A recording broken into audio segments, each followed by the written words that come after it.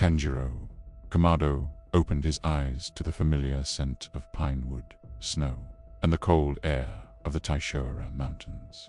But something felt wrong. His body small, his clothes simple, the same old green checkered kimono his mother had sewn, and his breath light and steady, not the controlled breathing forms he had mastered years later. Tanjiro blinked. He recognized the ceiling, the wooden beams, the worn walls of the Kamado household. This was his home, not the ruins he returned to in his first life, not the place where his family lay slaughtered. This was the mountain home as it looked when everything was still alive. Tanjiro sat up abruptly, heart pounding. Am I back? He rushed outside barefoot, stumbling through the snow, and then he froze. There, playing in the snow-covered yard, wearing the same kimonos he remembered so well. Takeo, Hanako, Shigeru, Rakuta, his siblings, alive, laughing, real. Tanjiro's throat tightened, his vision blurred, and then he saw her, Nezuko, her long dark hair tied back, carrying firewood with her warm, gentle smile. Nezuko, he whispered, voice cracking. But the final blow came when he turned and saw a tall, frail figure near the woodpile, wrapped in the familiar white and red flame-patterned cloak. Tanjiro Kamado, his father. Weak, tired, but alive. Tanjiro collapsed to his knees, tears streaming uncontrollably. Tanjiro, his father asked with a faint smile, "What's gotten into you?" Crying first thing in the morning. Tanjiro couldn't answer. He wrapped his arms around his father, holding him tightly, desperate, trembling, terrified to let go. His siblings stared at him in confusion. "Big brother, why are you crying so much? Did you have a nightmare? Do you feel sick?" Tanjiro shook his head, unable to speak. He simply held them, all his family he had lost once, standing right in front of him again. This wasn't a dream. It wasn't a demon's blood art illusion. Every scent, every sound, every heartbeat felt unmistakably real to his heightened senses. Tanjiro Kamado had been reborn. Hours passed before he could even think straight. He walked through the small house, touching everything with trembling hands. The kitchen, where his mother cooked miso soup. The old wooden table where his siblings argued playfully. The tools his father used to chop firewood. The scent of burning charcoal they sold in town. Everything was the same, except him. His memories as a demon slayer remained. The battles, the training, Nezuko's transformation, Muzan's red eyes, the scent of blood in the snow. Everything. Why was I brought back? Tanjiro murmured to himself, gripping his kimono tightly. But no answer came. Only the cold breeze of the mountain. Yet the truth slowly settled inside him. This was a second chance. Tanjiro clenched his fists. I won't let anything happen to them. Not this time. I swear it. Even with a second lifetime, Tanjiro noticed something painfully familiar. His father was still sick. Tanjiro coughed softly into his sleeve, his skin pale, his movements slow, just like before. No amount of herbs, healing techniques, or mountain remedies changed the reality. Tanjiro knew this pain too well. But now he had the opportunity to do something he could never do before. Spend more time with him. Tanjiro helped him chop wood, carried him blankets, prepared warm tea with herbs, listened to his quiet stories by the fire. And one night, beneath the soft glow of the snow clouds, Tanjiro whispered, "Father, could you teach me the Hinokami Kagura again?" Tanjiro looked surprised, but then he smiled gently. "You've always had a strong spirit, Tanjiro. Come, watch closely." He stepped into the clearing, wearing the traditional flame-patterned cloak. The wind blew softly, snowflakes shimmered, and Tanjiro began performing the dance, slow, graceful, each movement flowing like fire itself. Tanjiro watched the dance he had once used to fight upper moons and demons beyond imagination. But now he studied it with the eyes of someone who knew what it truly was. Sun breathing.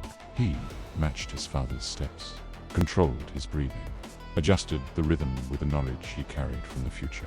His father stopped midway.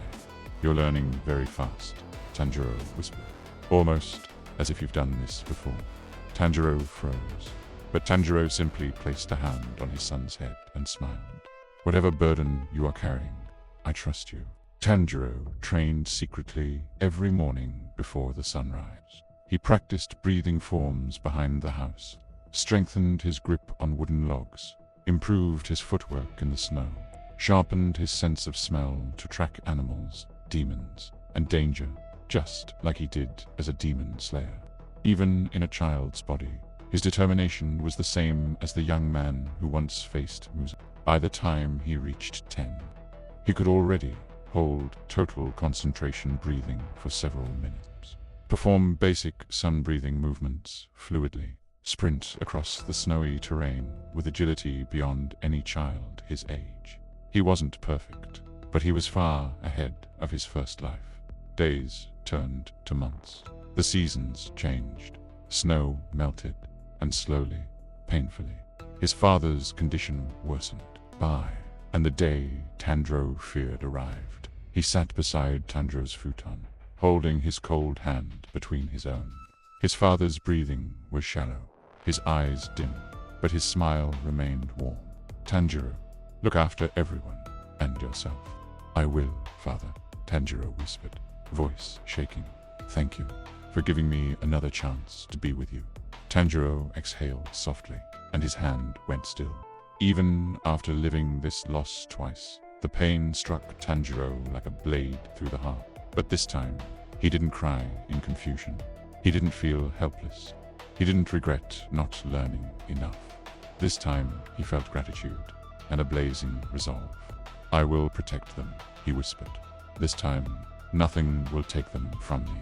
Tanjiro's new life flowed quietly for a while, almost peacefully. He trained every day, sharpened his breathing, and protected his family as best he could. But deep down, he knew the clock was ticking. He knew exactly when Muzan would come. Tanjiro refused to let history repeat itself, so he made a plan. Instead of leaving his family behind to sell charcoal, he convinced everyone to accompany him to town. A simple excuse, nothing suspicious, just enough to get them away from the house before Muzan arrived. For a moment, Tanjiro believed he had won, that he had finally changed fate. But fate doesn't break that easily. That night, while the Kamado family stayed hidden inside a small inn, a familiar chill crawled up Tanjiro's spine. The air around him thickened. His heart sank. Muzan had tracked them, and this time, the Demon King did not find a quiet cabin in the woods. He found an entire village. The attack was instant, a blur of claws and blood, screams echoing through the night. Dozens fell before they even realized what was happening. Tanjiro rushed in, blade drawn, determination blazing. But Muzan simply brushed him aside, swatting him away like an insect. A single strike, and Tanjiro crashed into the dirt, helpless. As he faded in and out of consciousness, he saw Muzan leaning over his family, injecting them with his cursed blood. The nightmare he tried to prevent was happening all over again, just bigger, bloodier, crueler. When Tanjiro finally awakened the next morning, the village was silent. Smoke, ruins, corpses. But one heartbeat remained. Nezuko, still breathing, still warm. Terrified of what she might become, and terrified of what Muzan might still be watching. Tanjiro lifted her into his arms and ran. Through the forest, through the cold, through the guilt. He had all the knowledge of the future, and still failed. As fate would have it, Jutomioka appeared once again, just like before. But this time, Tanjiro wasn't weak, desperate, or untrained. Ju attacked, blade ready to end Nezuko. But his sword never reached her. Tanjiro parried every strike with perfect precision. His movements calm yet sharp. A warrior who knew every step of this dance. Ju was stunned. Tanjiro didn't beg, didn't panic. He simply said, "I'll take responsibility for her. She will never harm a human, not while I draw breath." Ju's suspicion didn't vanish. But something in Tanjiro's eyes, that fierce determination, was enough. He let them go. And so, carrying his wounded sister through the snow, Tanjiro made his way to Urokodoki's home once again. The first mentor of his former life, and the first man he needed in this one. The mountain was quiet after the chaos of the previous night. Snow still clung to the trees, touched by the pale morning sunlight. Tanjiro Kamado stood at the entrance of the old Kamado house, tightening the thin coat around his shoulders, the same green and black checkered haori he remembered from his first life. Nezuko slept peacefully inside the wooden basket he had rebuilt at dawn. Her pink kimono, bamboo muzzle, and soft demon glow made her look exactly as he remembered, except now, she trusted him from the beginning. Tanjiro breathed in deeply. Nezuko, I'll protect you. I'll protect everyone. This time, I won't fail. He lifted the basket onto his back and stepped onto the snowy path. The long journey toward Sakonji Urokodaki, the water Hashira, who once trained him, had begun again. But this time, Tanjiro was not the same boy he used to be. The path down the mountain felt eerily familiar. Every tree, every broken branch, every frozen footprint triggered memories from his first life. He knew exactly where the first demon would appear. Just a little farther, Tanjiro whispered, but then he smelled it. Blood, rotten flesh, a demon's stench. The forest trembled as a massive figure leaped from the shadows. A lower-ranked demon with long, twisted limbs, pale, cracked skin, and a mouth full of jagged teeth. Its design perfectly matched the grotesque Kimitsu no Yiba demon aesthetic. "So you're the one who lives here," Tanjiro murmured, lowering his stance. The demon snarled, a child, and a demon on his back. "I'll devour both." Tanjiro's eyes narrowed, his breath shifted, and for a moment, the cold air around him warmed. Hinokami Kagura, clear blue sky. He didn't unleash the technique fully. His body was still too weak, but he performed a partial movement, enough to redirect the demon's pulse. The demon crashed into the snow, shocked. Impossible for a child his age. But Tanjiro wasn't a child, not anymore. He pivoted, grabbed a thick branch from the ground, and struck the demon across the jaw with pinpoint accuracy. The demon staggered. "You're not normal?" it hissed. Tanjiro didn't answer. He steadied his breathing. Total concentration, a technique he had spent years mastering. The demon lunged again, but this time, Tanjiro anticipated the movement. He slid under its claws, struck its leg with a wooden branch, and forced it to fall face first into the snow. Then, Tanjiro raised the broken piece of wood and drove it straight into the demon's throat. Not enough to kill it, demons needed Nichiren blades, but enough to immobilize it. The demon screeched. Tanjiro closed his eyes for a second. "I'm sorry." His apology was sincere, as always. He stomped down hard on the demon's neck, snapping it, cleanly paralyzing it until sunrise. A familiar pain tightened in his chest. No matter how strong he became, he hated killing. But this time, he couldn't afford hesitation. Snowfall thickened as Tanjiro continued down the trail. He knew what would happen next. A faint scent, clean, cold like water, drifted toward him. Ju Tomioka. The water Hashira stepped between the trees, wearing his half-patterned haori, one side plain navy blue, the other with the geometric green and orange pattern. His expression remained stern and unreadable, just as Tanjiro remembered. But something was different. Ju stopped walking. He stared at Tanjiro, then at the basket on his back, then at the faint demon aura leaking from Nezuko inside. "You," Ju muttered. "You know who I am." Tanjiro nodded. "I do, and I also know what you're going to do. But please listen to me. Nezuko is different. She won't harm anyone." Ju raised an eyebrow. He had fought countless demons. He knew their nature. Nezuko's presence should have triggered an immediate attack. But Tanjiro's eyes, full of determination, experience, and something Ju couldn't place, made him pause. "You're awfully calm for someone who just encountered a demon," Ju said. Tanjiro lowered his stance subtly, preparing for the exact strike he remembered from the first timeline. Ju moved fast. In the blink of an eye, his Nichirin blade slashed toward Tanjiro's sash. But Tanjiro was ready. He sidestepped smooth, calculated, the same counter he had used years later in his first life. Ju's eyes widened slightly. You dodged. Tanjiro breathed steadily. I know you're testing me, but I'm begging you. Please don't hurt Nezuko. Ju pressed forward, testing him again with a water-breathing stand-second form. Water wheel. Tanjiro recognized it instantly. He blocked the strike with a fallen branch, surprising even himself with the precision. Ju stepped back, analyzing him. You fight with discipline, technique, intent, but you're just a boy from the mountains. How Tanjiro didn't answer. He simply bowed deeply, forehead touching the snow. Please trust me. Nezuko saved me, and she will protect humans. There was a long silence. Ju finally sheathed his sword. Show me. Tanjiro opened the basket. Nezuko blinked awake, her demon eyes glowing pink but calm. She looked at Ju, and instead of attacking, she stepped protectively in front of Tanjiro, lowering her stance like a guardian.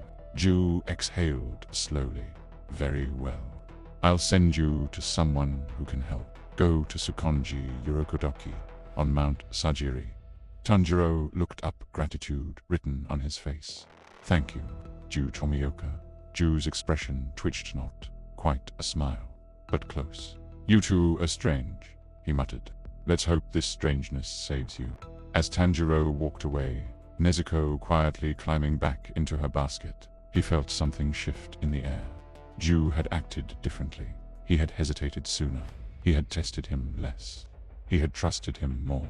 The future was already changing. Tanjiro adjusted the basket strap on his back, eyes fixed on the distant mountain where Urokodaki lived. Nezuko, this time, will reach him stronger, faster, together. The wind carried the scent of fresh snow, a new path, a new fate, and Tanjiro walked forward, reborn, determined, and ready to change everything. Tanjiro and Nezuko walked for hours through the quiet forest, the snow crunching beneath their feet and the cold air biting at their skin. The memory of the destroyed village still pressed on Tanjiro's chest, like a weight he couldn't shake off. Even with all his new knowledge, he had failed again. But the path ahead was clear. Urokodaki, the first teacher of his past life. The man who shaped him into a demon slayer. The one person who could help Nezuko control herself from the very beginning. Tanjiro adjusted the basket on his back, feeling Nezuko shift slightly inside. Her heartbeat was calm, steady, peaceful, nothing like the wild, hungry beats of a newborn demon. Hang in there, Nezuko, he whispered softly. We're almost there. The familiar scent of MT. Sajiri drifted toward him, pinewood, cold stone, and the faint trace of a masked man who once guided him with a stern but caring hand. Tanjiro felt a strange mixture of nostalgia and determination. This time, I won't waste a single moment. The mask of the Watermaster, the climb was steep and long, but Tanjiro moved with ease. His breathing techniques kept his stamina high, allowing him to advance despite his small body. At last, near the edge of a cliff, he sensed him.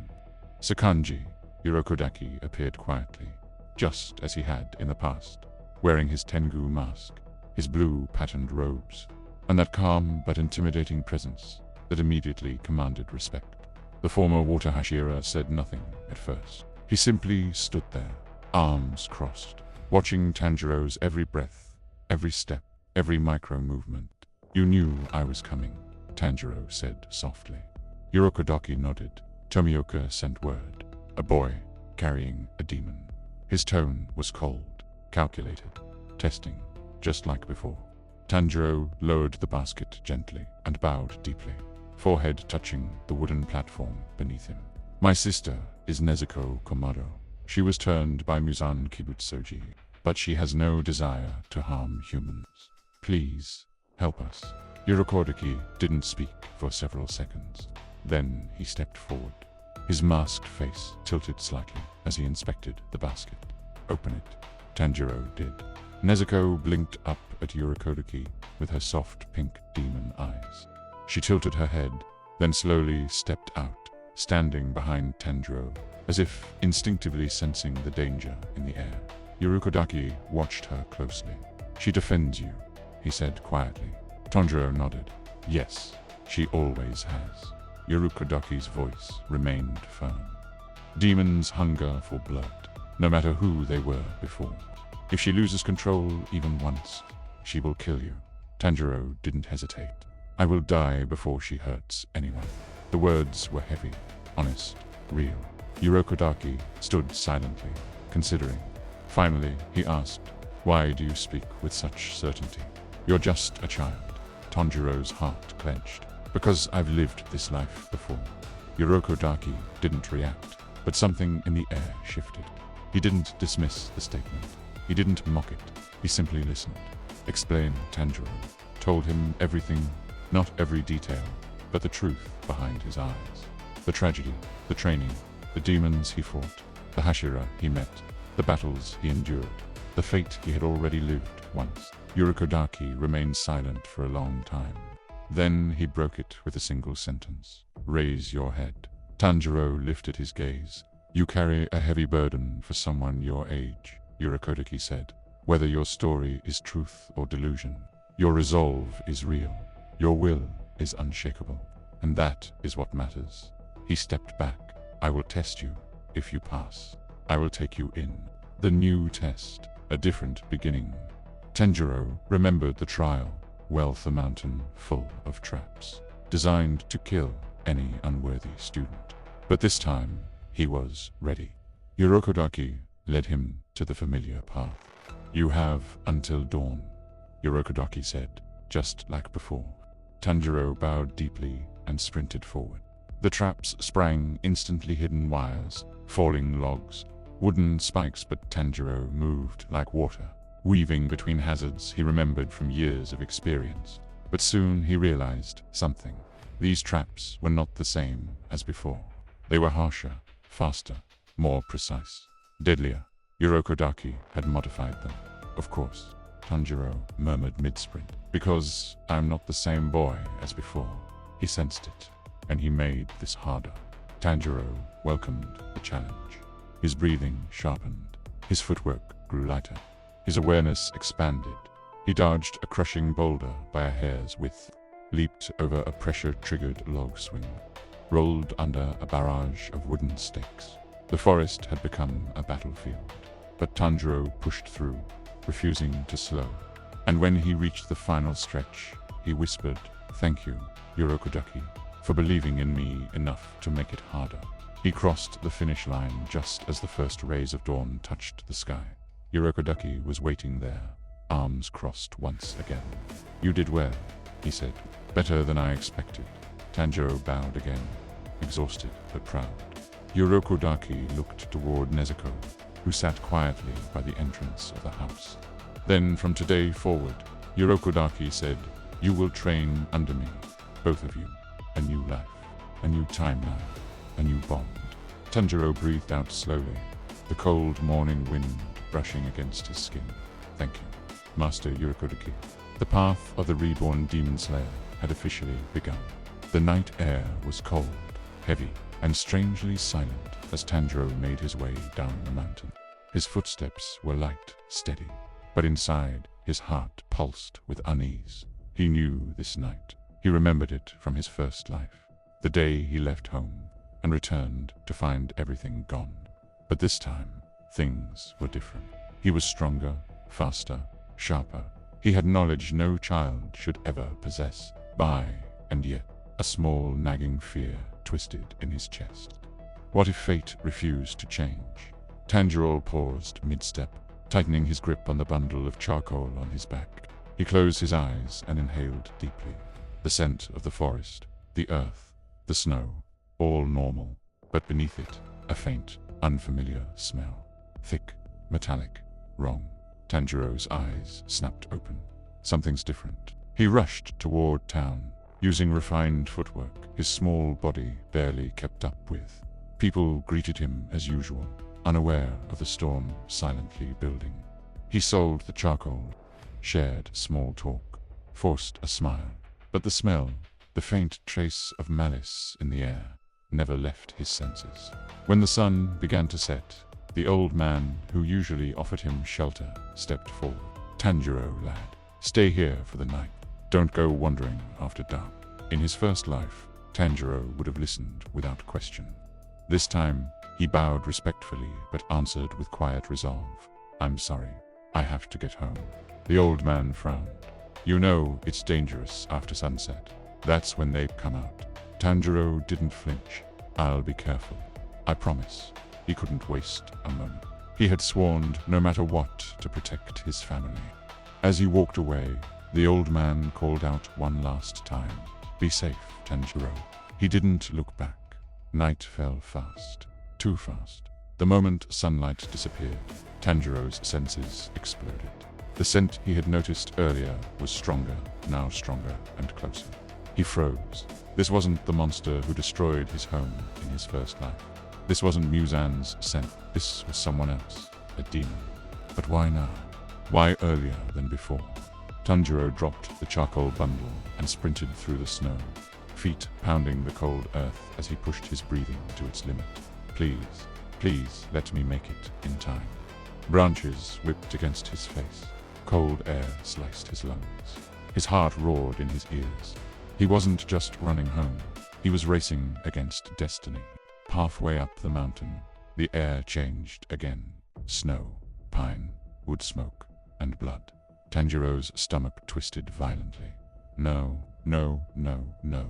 He ran harder, vision blurring.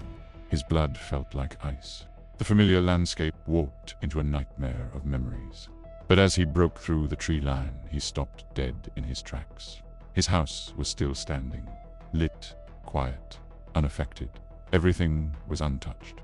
And yet, the smell of blood lingered faintly in the air, like a warning whisper from fate itself. Tanjiro's breath trembled. Something had been here. But his family, they were alive, still alive. Tanjiro stepped toward the house slowly, every muscle tense. He didn't rush in. He didn't shout.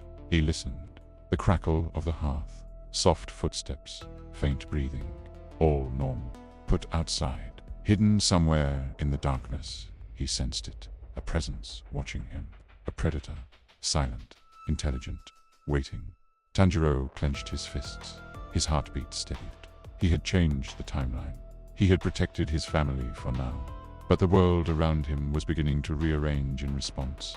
Different demons, different threats, a path darker than before. Tanjiro took one final breath and stepped inside the house, whispering to himself, "I'm not afraid. Whatever comes next, I'll face it head-on." The future was no longer predictable, and that meant the real fight was only beginning. Tanjiro quietly slid the wooden door shut behind him. Warmth washed over him, the crackle of the fire, the soft glow lighting the room, and the familiar scent of his family drifting through the air. His siblings were asleep. Nezuko lay curled up near the hearth, her cheeks slightly flushed from the heat. His mother hummed softly while preparing the last bits of dinner. Everything looked normal, peaceable, safe. But Tanjiro knew better. He kept his breathing shallow, his senses sharpened. Something had been here, and whatever it was, it hadn't left out of mercy. It left because it wasn't done. His mother turned, surprised to see him. "Tanjiro, you're back so late. Did something happen?" He forced a warm smile, stepping inside. "No, everything's fine. I just took a little longer than usual." He didn't dare show the tension in his shoulders. He didn't dare reveal the dread coiling inside him. If he told them the truth, that demons roamed, that danger lurked right outside under the moonlight, he would only frighten them, and fear wouldn't save them. He would. Tanjiro settled beside the fire, Nezuko's sleeping face reflecting on the flames. Seeing her peaceful like this, it almost broke him. She should never become a demon. Never again. He brushed a stray hair from her forehead. "I won't let fate touch you this time," he whispered. "Not now, not ever." Outside, the wind howled faintly through the trees, but Tanjiro heard something beneath it. A subtle rhythm, footsteps, light, controlled, circling the home. His blood went cold. The demon was still out there, and it was watching them. Tanjiro looked toward the door. His instincts screamed for him to act, to hunt it, to finish this before dawn. But he stayed still. If he left the house, he would lead it straight to his family. So he waited. Hours passed. The fire dimmed. His siblings fell deeper into sleep. But Tanjiro remained awake, alert, unblinking, listening to the night breathe. Only when the first hints of morning touched the horizon did the presence finally disappear. The tension in his muscles eased slightly. Tomorrow, he murmured to himself, I'll find out what's happening. The world had already changed. The danger was closer than before, and he needed answers. As sunlight crept through the window, Nezuko stirred awake, rubbing her eyes with a soft yawn. Tanjiro, why are you still up? He smiled gently, brushing her hair. I just wanted to make sure everyone slept safely. She blinked in confusion, but nothing happened. He nodded. Exactly. His mother watched him quietly. She sensed something she always did, but she didn't ask. Not yet. Tanjiro stretched his tired limbs and grabbed his basket. Mom, I'll head out for more firewood and check the traps. I'll be back soon. She nodded. Be careful. He stepped outside, snow crunching beneath his feet. The forest looked normal, but the scent lingering in the air said otherwise. A demon had been here, and if it wasn't an upper moon, then it was something entirely new, created by the timeline he had already altered. Tanjiro closed his eyes, focusing on the faint trail left behind. Whatever you are, his expression hardened. I'll stop you before you touch my family. With determination burning in his chest, he followed the scent deeper into the woods, toward the first true divergence of this new world. Tanjiro followed the trail deeper into the forest, the crisp morning air biting at his cheeks. The scent was faint now, but unmistakable rotten blood mixed with something colder, sharper, not a scent he recognized. Not from any demon he had faced in his previous life, and that alone made his pulse quicken. The timeline was changing again. This was no longer the world he once knew. He couldn't predict everything anymore. But that wasn't a reason to stop. It was a reason to push harder. Birds chirped faintly overhead. The forest swayed gently. Then Tanjiro froze. His body reacted before his mind caught up. He shifted his stance, lowering himself, hand instinctively reaching for a blade that wasn't there. Someone, or something, was nearby. He inhaled, slow and deep. The scent hit him like a chill down his spine.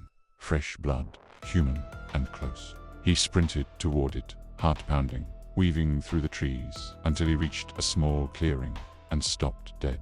A young hunter lay slumped against a rock, breathing shallowly, claw marks across his chest. His eyes flicked up weakly as Tanjiro approached. You shouldn't be here, he whispered. Tanjiro knelt beside him immediately. What happened? Was it a demon? The hunter's lips trembled. It wasn't normal. Its eyes, they weren't like a demon's. It spoke my name. Tanjiro's blood ran cold. A demon, calling a human by name. That shouldn't be possible. Where did it go? Tanjiro asked urgently. The hunter raised a trembling hand, pointing behind Tanjiro. No, it's still here. The world went silent. The wind stopped. The forest stilled, as if holding its breath. Tanjiro didn't move. He didn't turn around suddenly. He inhaled, slowly, deliberately, and then he sensed it. A presence, standing directly behind him, cold, focused. Watching, Tanjiro rose to his feet with controlled calm, and finally turned, and his breath caught. A demon stood a few steps away, but nothing about it matched any he had ever encountered. Its body was lean, almost human-like. Its skin wasn't pale or warped. It looked normal to normal. But its eyes, they glowed with two colors, swirling slowly like embers in water. Not the usual demon yellow, not moonlit blue. Something else, something new. The demon tilted its head with an unsettling calm, Kamado Tanjiro, it said clearly, its voice eerily steady. You arrived sooner in this life. Tanjiro's heart nearly stopped. It knew who he was. It knew he had lived before.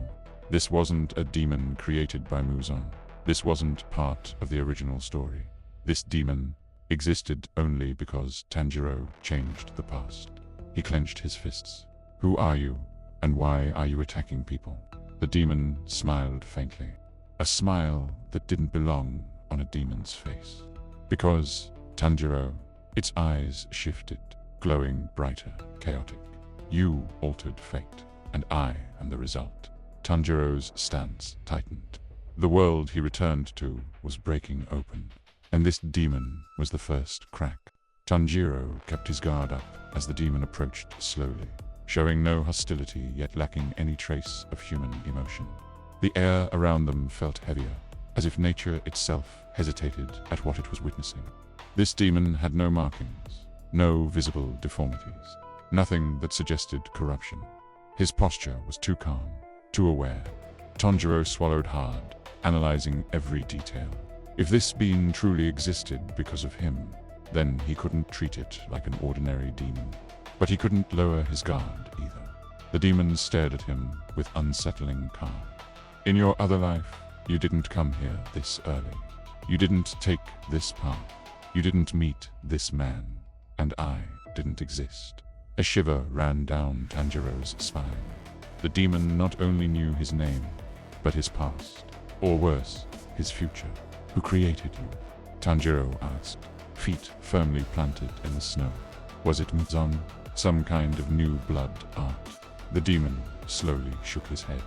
I wasn't created by Muzan, or by any known power. You could say, I'm a consequence.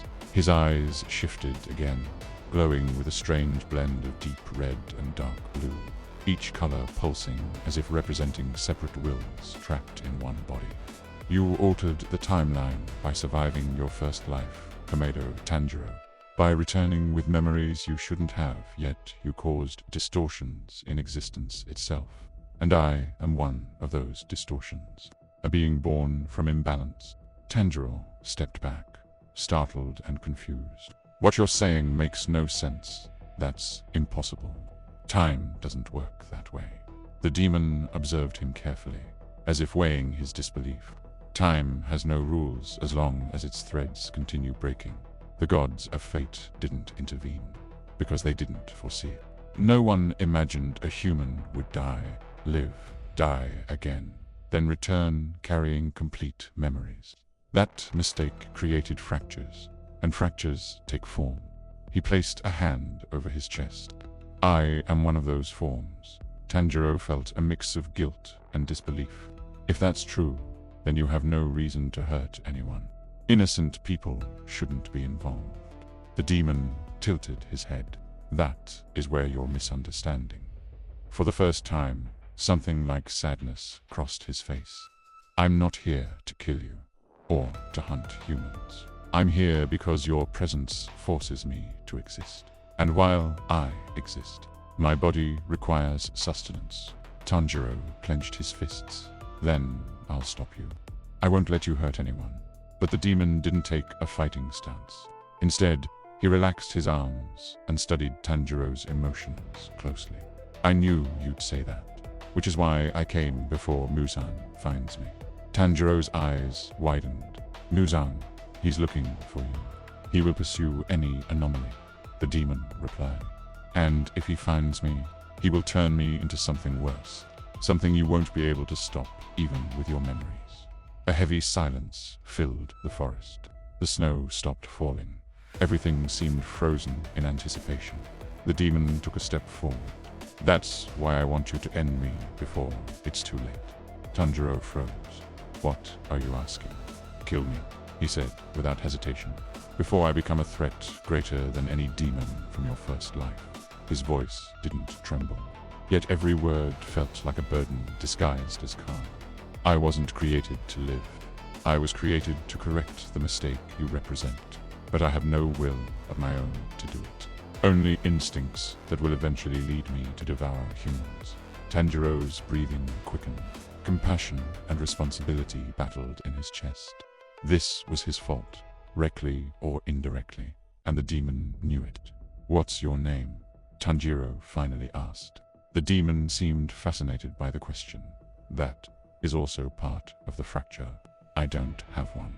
I wasn't born from a human, or from Muzan, or from anybody. I simply appeared." Tanjiro's hands tightened. "I can't kill you without trying another option first. If you're the result of an imbalance, then maybe there is a way to stabilize it." The demon had anticipated that answer. "That hope of yours is what keeps the fracture widening." He stepped back. "Muzan is already moving. Your return, advanced events, shifted paths, forced encounters that weren't meant to happen so soon. If he senses my existence, he will come for me. And when he does, I will become a monster." For the first time, the demon showed fear. "Please, Tanjiro, decide quickly." Tanjiro stepped forward, ready to answer, when a sound cut through the air. A sharp crack between the trees, faint, but too precise to be a wild animal. Both turned their heads at the same moment, and Tanjiro recognized the scent before seeing the figure. A scent that froze his blood, a scent he would never forget, a scent that marked the beginning of everything.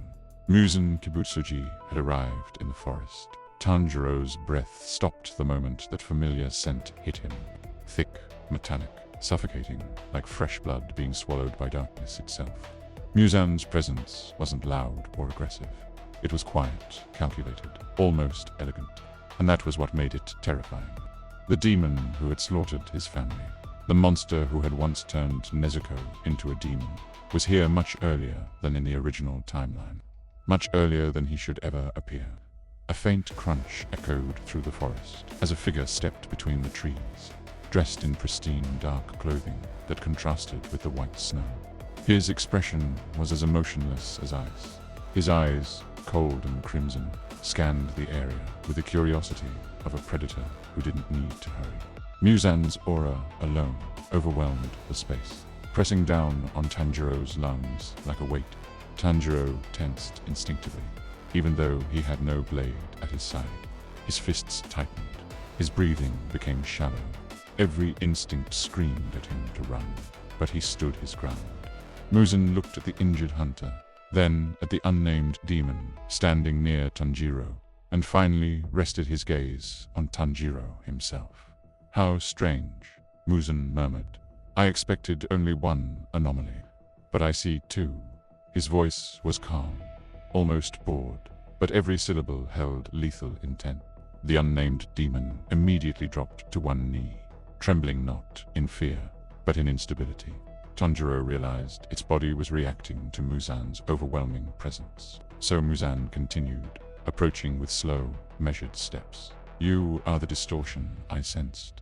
A demon without lineage, without my curse. Born from something outside of me." The demon beside Tanjiro struggled to keep its composure. "He shouldn't have come. Not this soon," it whispered, almost breaking apart as its dual-colored eyes flickered wildly. Muzan tilted his head slightly. "You are defective," he said with unsettling calm. "An existence that should not be permitted. A demon I did not create is an insult." Tanjiro stepped forward instinctively, placing himself between the unstable demon and Muzan. "Stop!" he shouted, though his voice trembled. "You're the one who's hurting people. You created demons. You destroyed families. If anyone shouldn't exist," Muzan didn't let him finish. In an instant, his expression shifted into something monstrous rage, boiling beneath perfect skin. "Watch your tone, boy." Tanjiro felt a cold shiver rush down his spine. Even without transforming, Muzan radiated murderous intent, strong enough to suffocate the air itself. "Your presence is also unnatural," Muzan said, narrowing his eyes at him. "Your scent is wrong. You carry time that doesn't belong to you." Tanjiro felt his heart nearly stop. Muzan could sense it. He could somehow smell the fact that Tanjiro had lived another life. Muzan's voice softened again, but that made it worse. "Perhaps I should eliminate both distortions. You and that thing cowering behind you." The demon behind Tanjiro shook violently. its voice cracking. This is what I feared. If he consumes me, he'll take the imbalance for himself, and the timeline will collapse even further. Tanjiro clenched his teeth. I won't let you touch him.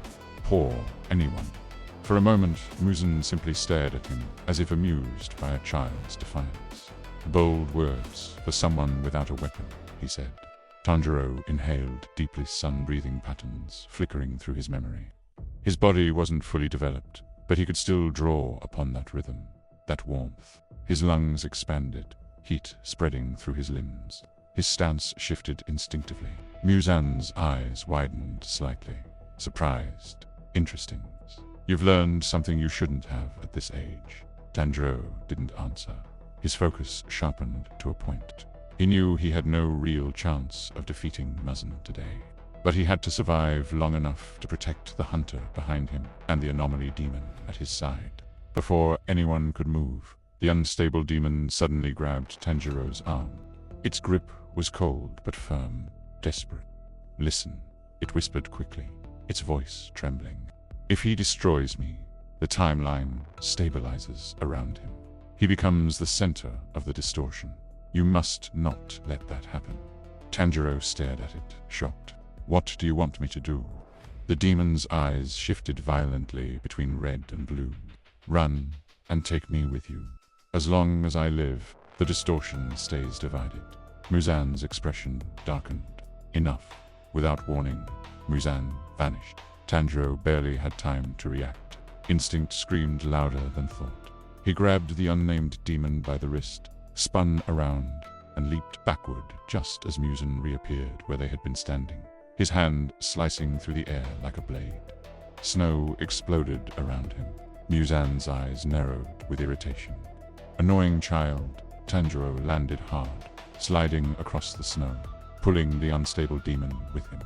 The forest seemed to warp around Muzan's movements. He stepped forward once and the distance between them vanished. Tanjiro's breath caught. Muzan was already in front of him, hand raised for the kill. Tanjiro inhaled sharply, bracing for impact. And at that exact moment, the unstable demon erupted in a pulse of unstable energy, its eyes flashing wildly. The distortion warped like ripples in water. Time itself seemed to stutter. Muzan hissed and stepped back, momentarily disrupted by the sudden fluctuation. Go, the demon screamed. While he's off balance, Tanjiro didn't hesitate. He grabbed the demon and sprinted into the forest, heart pounding, lungs burning, knowing full well that escaping Muzan would not be easy. But today, for the first time in this rewritten world, Muzan had not been the one in control. Today, the timeline itself had fought back. The moment Tanjiro sensed Muzan's presence fully, a crushing pressure filled the forest. It wasn't bloodlust. This was something colder, more calculated. Like the air had been replaced with invisible blades. The demon born from the fracture stiffened, his eyes trembling with a fear that didn't belong to a creature of the night. Tanjiro could almost hear his heartbeat struggling to continue existing. Muzan stepped out from behind the trees, pristine and composed, dressed as if he had walked out of a peaceful evening stroll. His expression, however, was unreadable, the kind of face that hid intentions deeper than any abyss. His eyes moved from Tanjiro to the anomaly, and in that instant, Tanjiro felt the world shrink. Muzan had noticed everything. I see, Muzan murmured, voice low and almost gentle. So this is the disturbance I felt. A demon without lineage, a creature that shouldn't exist. His tone wasn't angry. It was fascinated. That made it worse. The fractured demon trembled, but forced himself to stand firm. Don't come any closer. Muzan smiled softly, a smile that did not reach his eyes. You speak as if you have a choice in the matter. Tanjiro moved forward immediately, placing himself between them, Nichirin blade drawn. Stay away from him. Muzan raised an eyebrow, surprised but amused. Kamedo, Tanjiro. Even in this altered timeline, you insist on defying inevitability. Tanjiro tightened his grip.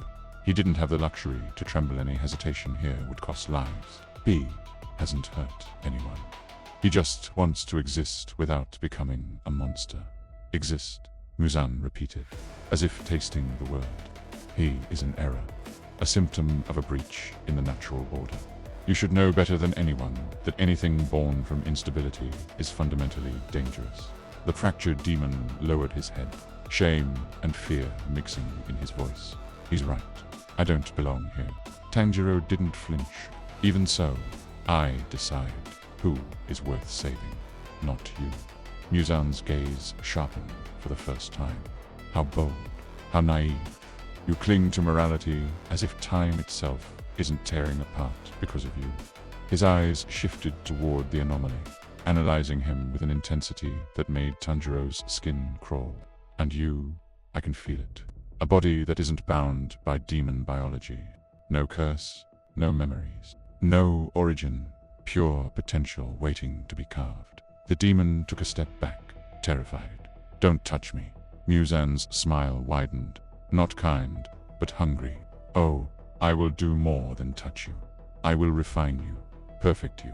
You are the closest thing to a blank slate this world has ever produced. Tanjiro's heart raced. If Muzan absorbed this being or twisted him, it could create something far worse than an upper rank, something without limits.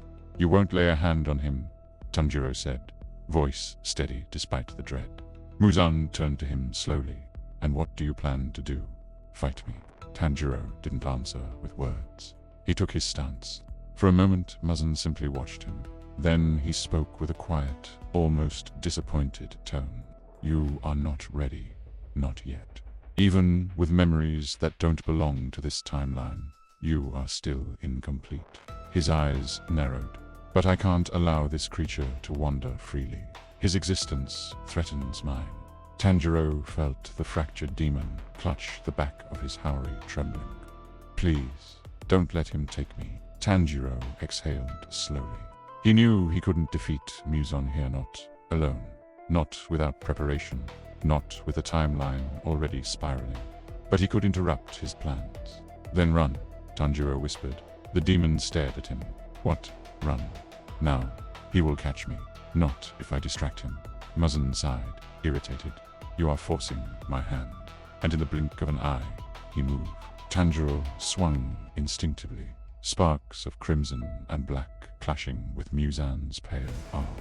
The impact sent him sliding across the snow, feet burning, lungs shaking. Muzan didn't even look strained. You're delaying the inevitable, Tanjiro. You cannot protect him. You cannot protect anyone if the timeline continues unraveling. The demon fled into the forest, stumbling at first, then vanishing into the shadows. Muzan turned sharply. Tanjiro moved again, blocking his path, blade trembling but held steady. You'll have to go through me.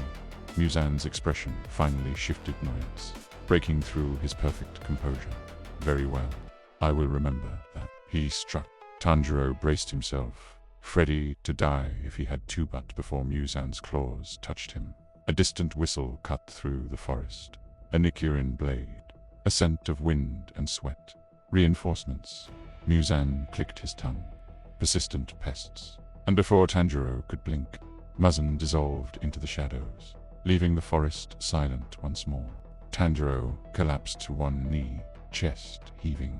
He had delayed Muzan but not defeated him.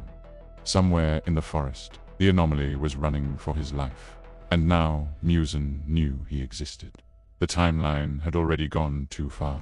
Tanjiro forced himself to stand, even though every muscle in his body screamed from the clash with Muzan. His breathing was uneven, not from wounds, but from the shock of facing the Demon King so earlier than in his first life. This wasn't supposed to happen now. Muzan should have remained a shadow, unseen and unreachable, until much later. But Tanjiro had changed too many things. The timeline was bending, trying to correct itself in ways he didn't understand. And the demon born from the fracture was somewhere out there, terrified and alone. A rustling in the trees made Tanjiro grip his blade again, but the scent that reached him wasn't Muzan's. It was familiar fresh wind, clean earth, and a sharp presence of discipline. A tall figure stepped out between the snow-covered branches. A man with long hair held in a loose tail. Eyes calm yet cold. Posture precise and rigid. "Tanjiro," the man said, his voice cutting through the silence like a blade. "What happened here?" Tanjiro immediately recognized him. Sabito. But he stopped himself. Sabito was alive in this timeline. Not a spirit. Not a memory. A real person. Sabito examined the area without looking at Tanjiro, noting the deep slash marks in the snow. The trees split cleanly at their bases, and the overwhelming scent of malevolence still lingering in the air. "There was a demon here," Sabito said. "A strong one. You fought it." Tanjiro hesitated. He couldn't tell Sabito everything. Not yet. Even in this altered world, there were truths too dangerous to reveal. "Yes, one of the strongest I've encountered." Sabito's eyes narrowed. "You're trembling."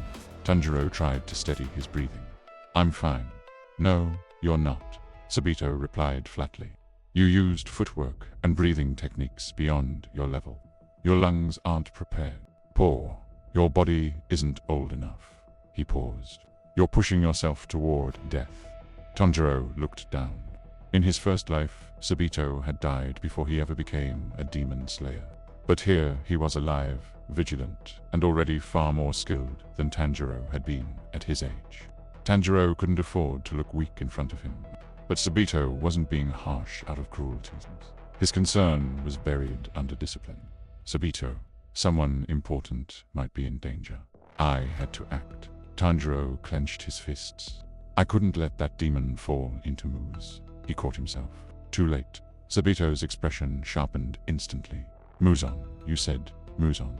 Tanjiro's heart dropped. "I misspoke. You didn't." Sabito took a step closer, his presence overwhelming in its intensity. "You said Muzan, not just a demon. Muzan Kibutsuji. How do you know that name?" Tanjiro froze. He never should have said it. Not here, not now. But Sabito wasn't giving him space to retreat. "Only a handful of Hashira know that name," Sabito continued. "No one else. Certainly not a boy your age." His voice didn't rise. That made it worse. He was analyzing Tanjiro like an anomaly, just as Muzan had analyzed the fractured demon. Tanjiro's breathing quickened. "Sabito, please. I can explain, but not now. Someone's life is at stake." Sabito stared at him for a long, suffocating moment. Then he exhaled slowly. "Fine, but you and I will speak about this later." He turned toward the scent trail left by the anomaly. "There's another demon nearby, weak, unstable, confused. We should eliminate it before it becomes a threat." "No," Tanjiro said immediately. Sabito stopped. "No, he's not like other demons. He hasn't hurt anyone. He's different." "That doesn't matter," Sabito replied, tone eerily calm. "A demon is a demon. If it exists, it kills. That is the law of nature." Tanjiro stepped in front of him. "I won't let you kill him." Sabito's eyes narrowed again. "You're protecting a demon." Tanjiro met his gaze without flinching. "I'm protecting someone who didn't choose to exist. Someone who's scared." Sabito studied him with a silence so sharp it almost cut. "You've changed," he said finally. "Something in your eyes. It doesn't belong to a child." Tanjiro swallowed hard. There was no way to explain the truth without shattering everything. Sabito finally sighed, frustration hidden under discipline. "Fine, I won't kill him." Tanjiro's shoulders loosened with relief. "Thank you. But," Sabito continued, "if he harms even one human, I won't hesitate." Tanjiro nodded. "I understand." Sabito glanced at the broken trees again. "Whoever you fought, it wasn't an ordinary demon. And if Muzan truly came here, then this timeline," he stopped himself, as if the thought itself was too absurd to entertain. "No, that's impossible." Tanjiro looked away. "Nothing is impossible anymore." Sabito sheathed his blade. "Then we must move. If this demon you're protecting is running blindly, he'll be caught. Or he'll do something irreversible. We have little time." Tanjiro nodded, determination returning to his eyes. They sprinted into the forest together, following the faint trace of fear and desperation that lingered in the cold air. The fractured demon was alone. Muzan was hunting, and the world itself felt like it was beginning to strain against the weight of Tanjiro's second life. There was no turning back now. Tanjiro and Sabito moved swiftly through the forest, their footsteps barely leaving marks on the snow. The scent they followed was faint but unmistakable fear, confusion, and something unstable at its core. Tanjiro felt the weight of urgency pressing against his chest. The fractured demon wasn't hostile yet, but panic could push even the gentlest soul into tragedy. And Muzan was already aware. Every second counted. Sabito suddenly raised a hand, signaling Tanjiro to stop. He crouched, low eyes sharp, analyzing the disturbed snow patterns ahead. "He passed through here," Sabito murmured. "Not long ago. His movement is erratic, like he's fighting himself." Tanjiro nodded. "He's trying to escape his own instincts." Sabito glanced at him with suspicion. "You speak as if you know him." "I don't," Tanjiro said softly. "But I understand what it means to carry something you didn't ask for." Sabito didn't respond, but his gaze lingered on Tanjiro, a moment longer than usual, as if he were trying to peel away every secret he wasn't being told. They continued moving. The trees thinned as they reached a cliff overlooking a frozen river. At the edge stood the fractured demon, staring at the sky with an expression that didn't belong to a demon at all. His eyes flickered between blue and red, colors battling silently inside him. His hands trembled as if some invisible force were pulling him toward violence, even though he resisted with everything he had. Tanjiro stepped forward carefully. "I'm glad you're safe." The demon flinched at the sound of his voice. He turned, looking weaker than before, his usual calm fractured by fear. "You shouldn't have followed me." His voice was strained, as if speaking itself required effort. I felt him. The moment he appeared. "Muzan is searching for me. He won't stop. And when he finds me, he'll twist me into something unnatural." Sabito positioned himself beside Tanjiro, blade ready but not drawn. "If you intend to harm anyone, I will end you before Muzan has the chance." The demon shook his head violently. "I don't want to hurt anyone. I don't even want to exist. I didn't ask to be born." His voice cracked, filled with a painful sincerity that made Tanjiro's chest tighten. "You don't understand what it feels like to be made from a mistake in time." Tanjiro took another step. "I do understand. If I hadn't come back with my memories, you wouldn't be suffering right now. This is my responsibility. I won't abandon you." The demon stared at him, bewildered. Why? Why carry the burden of something so monstrous? Tanjiro's answer came without hesitation. "Because no one deserves to be alone." Something in the demon's expression softened just for a moment, but then he froze. His eyes widened, and he jerked his head toward the trees behind them. "He's getting closer." Tanjiro's heart skipped. Sabito tightened his grip on his sword. "Muzan?" the young warrior asked. "No," the demon whispered. "Someone else, but familiar. A memory. Displaced." Before Tanjiro could speak, a figure leaped down from a branch above, landing silently in the snow. A girl, small in stature but with fierce eyes, glared at the demon with unmistakable intent. Tanjiro recognized the stance, instantly precise, sharp, tightly controlled. "Kanao," he whispered. But Kanao didn't look at him. She only stared at the fractured demon with unblinking focus, coin held tightly in her hand. She flipped it once, caught it, and her expression hardened. "She's been tracking him," Sabito muttered. Tanjiro stepped forward, but Kanao raised her blade in warning, her gaze never leaving the demon. "He's dangerous. His aura is unstable. He cannot be allowed near civilians."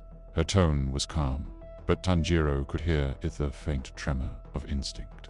She was acting on duty, but also something deeper, something her training had carved into her. "Kanao, wait. He hasn't hurt anyone," Tanjiro pleaded. "That's not the point," Kanao replied.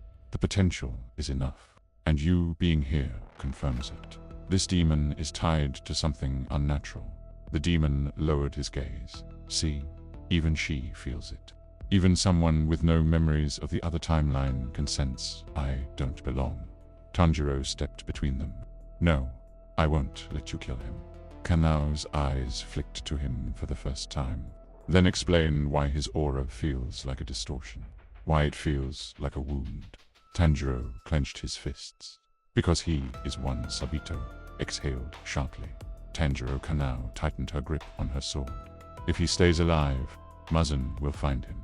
And if that happens, countless people will die. The demon trembled. That's why I begged Tanjiro to end me. Why won't he understand? Tanjiro's breathing deepened with resolve. Because ending you means giving up on the idea that this timeline can still be saved. You're proof that things are changing. Maybe for the worse, but maybe for the better. I won't kill you. Not unless there's absolutely no other way. Kanao looked at him calmly, then flipped her coin again. Tanjiro's heart pounded as it spun through the air. When she caught it, she lowered her blade slightly but not fully. For now, she said, I'll trust your judgment, but only for now. The demon collapsed to his knees, exhausted from fear and relief all at once. Sabeto let out a breath he'd been holding. Tanjiro approached the demon slowly. We'll figure this out together. But as he spoke, the sky above them shifted subtly, as if rippling like water. The demon looked up in terror. No, the fracture is growing. Kanao and Sabito exchanged tense looks. Tanjiro tightened his grip on his sword. Something far bigger than any of them was beginning to awaken. The demon's body trembles as Tanjiro's blade slices cleanly through its neck, the motion so fluid and precise that even the creature itself seems unable to comprehend what just happened. Its head falls first, rolling through the grass with a dull thud. And only then does the rest of its body collapse, disintegrating slowly into ash. Tanjiro stands completely still, his breathing calm, steady, almost serene. For a moment, there is no fear, no tension, no hesitation, just an overwhelming clarity. He can feel the lingering warmth of the flame within him, merging effortlessly with the cool, rhythmic flow of water.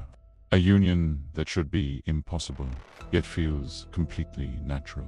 Zenitsu, still trembling behind a tree, peeks out in disbelief. He saw the strike fast, elegant, and heavier than anything Tanjiro had ever released before. Inosuke charges out a second later, shouting that he wants to learn that weird move, insisting he can do it better if someone just shows him once. Tanjiro smiles softly, though a part of him remains unsettled. He knows that technique wasn't just the result of training. Something awakened inside him in that instant. Something ancient, familiar, and undeniably powerful. He tightens his grip on his sword, trying to make sense of it. As the last particles of the demon fade into the air, Tanjiro suddenly feels a faint disturbance, like a distant presence watching them. He turns his head sharply, scanning the forest. But the trees stand perfectly still. No demons, no movement. Nothing but the wind brushing against the leaves. Still, the sensation lingers, crawling up the back of his neck. He knows it wasn't his imagination. Tanjiro kept staring into the forest long after the last trace of the demon's body had vanished. Something was wrong, deeply wrong. The air felt heavier, almost charged, like the aftermath of a lightning strike that never happened. Zenitsu gulped loudly, inching toward Tanjiro with wide, uneasy eyes. Tanjiro, why do you look like you just smelled something terrible? He whispered, clutching his trembling hands against his chest. Tanjiro didn't answer right away. He inhaled slowly, deeply, letting the sense of the forest spread through him. Snow, bark, damp earth, and underneath it all, something faint, distant, but unmistakable. A remnant of malice. A presence that should have been nowhere near them. I smelled Muzan, Tanjiro finally said. Zenitsu's scream echoed through the trees, while Inosuke immediately prepared to charge in the exact direction Tanjiro pointed, despite Tanjiro not actually pointing anywhere. Tanjiro quickly grabbed him by the back of his boar mask before he could launch himself into the woods. It was faint, Tanjiro continued, almost like an echo. He probably wasn't here physically, but he sensed something. Zenitsu swallowed hard. Sensed the demon you just killed.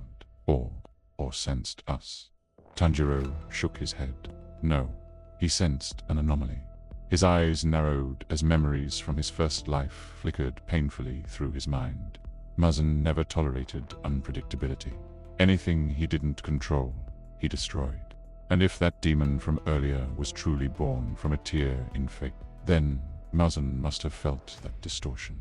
Inosuke let out an annoyed huff. Who cares if he sensed something? If he shows up, I'll slice him apart. Tanjiro didn't even have the energy to scold him. Inosuke. If Muzan finds more things like that demon, he won't just destroy them. He'll use them. He'll twist them. He clenched his fists, and the timeline will break even further. Zenitsu trembled so violently he rattled like a bucket of coins. To break like the world. Maybe not the world, Tanjiro said softly, but everything that was supposed to happen may not happen anymore. A terrifying thought settled over him. If Muzan continued sensing these distortions, he might adapt faster, plan sooner, strike earlier. And that could mean death for people who originally survived people. Tanjiro promised himself he would protect this time. The wind shifted, and for a brief moment, Tanjiro felt it again, that same pulse in the air. A ripple, like the fabric of events trembling. Something else had changed. Something big. Tanjiro's grip tightened around his sword. We need to move. Now. The timeline isn't just shifting anymore. It's accelerating. Zenitsu squeaked. Inosuke cheered. Tanjiro began walking with urgency, because somewhere in the distance, something had awakened a consequence of his return that even the demon from earlier could not foresee. Tanjiro ran through the snow-covered forest, with Zenitsu and Inosuke right behind him. Following the fading scent of the demon, Tanjiro had briefly sensed moments earlier. The forest grew denser, colder, unnaturally quiet. Every step felt heavier, as if the world itself were holding its breath. Eventually they reached a small clearing, and Tanjiro stopped so abruptly that the other two nearly crashed into him. It wasn't a demon waiting for them. It was a child.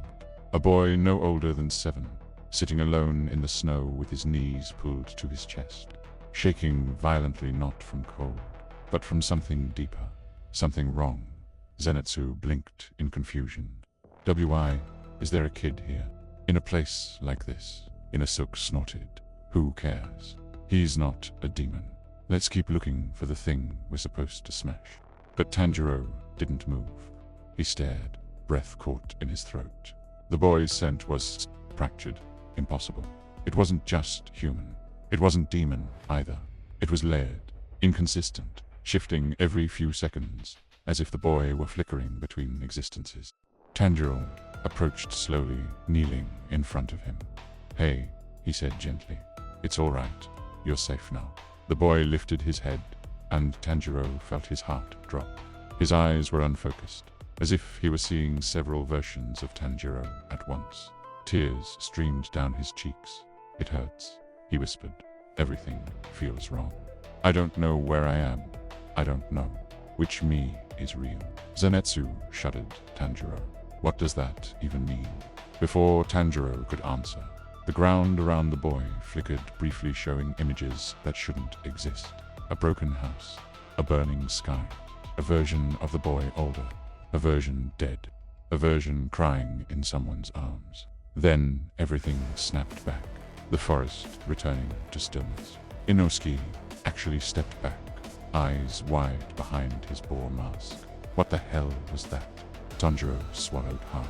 This child, he's just like the demon. A distortion. Another consequence of my return. He placed a hand on the boy's shoulder. "What's your name?" The boy sobbed harder. I don't know anymore." Zenitsu trembled violently. "Tanjiro, this is bad. This is beyond bad. If these timeline things keep appearing, they will," Tanjiro said quietly. "As long as I'm here with memories I shouldn't have." The boy suddenly gasped, clutching his head. "Someone is calling me. Something hungry. Something angry. It wants me. It knows I'm wrong. Tanjiro felt the blood drain from his face.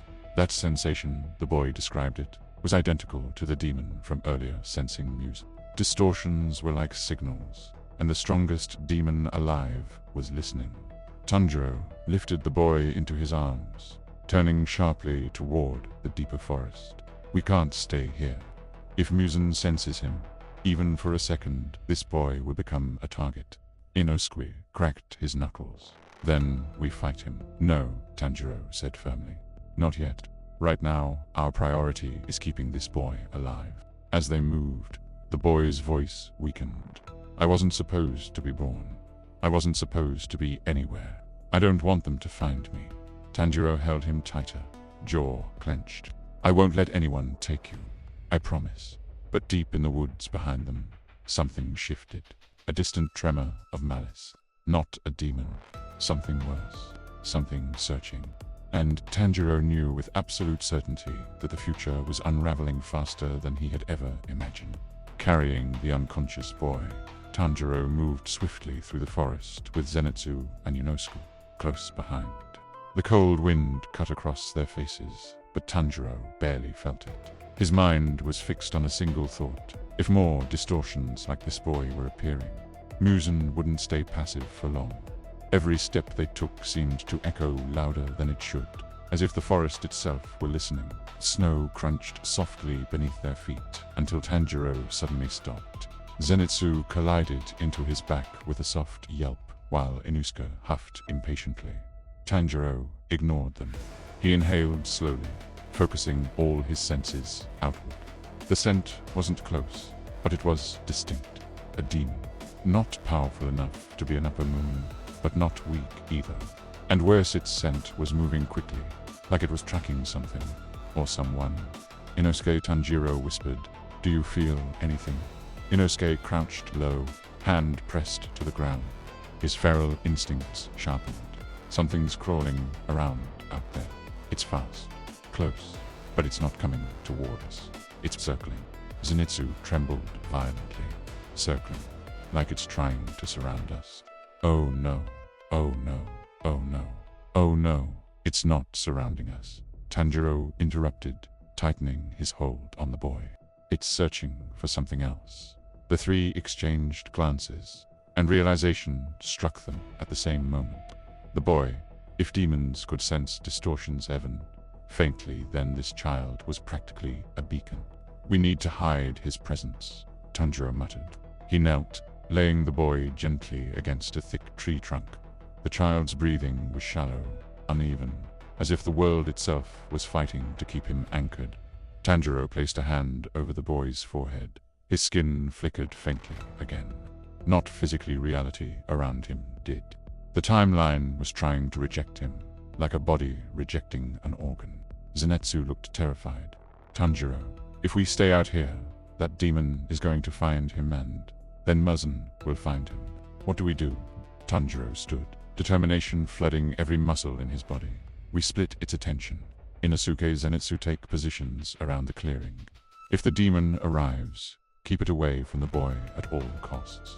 Inosuke grinned with his usual reckless confidence. Finally, something to slice. Zenitsu nearly fainted but nodded, clutching his sword. I'll do my best. Tanjiro placed himself directly in front of the boy, blade drawn. The forest fell silent, unnaturally sonor wind. No birds, only the sound of distant snow settling. Then, Tanjiro felt it. A pulse. A shift in the air so sudden it made his heart cease. Something crashed through the trees, to their right a blur of movement. Fast as lightning, cutting through the forest in a straight line. Tanjiro's eyes widened. It wasn't moving toward them. It was fleeing, and running from something far more terrifying than a demon slayer. Tanjiro sensed the second presence immediately. A heavier scent, a colder aura, put a pressure like an unseen hand tightening around his lungs. Muzan wasn't here physically, but he was reaching, stretching his senses across distances no demon should be able to cover. The distortion wasn't just attracting demons, it was drawing Muzan's attention like a magnet. Tanjiro whispered under his breath, He's accelerating too. The demon fleeing through the forest screamed a short, sharp cry, cut off mid-breath, a sound of pure terror. Then silence swallowed the woods again. Zenitsu whimpered. Inosuke bristled like an animal sensing a predator. Tanjiro gripped his sword tightly. He didn't kill it. He consumed its presence. Muzan is searching.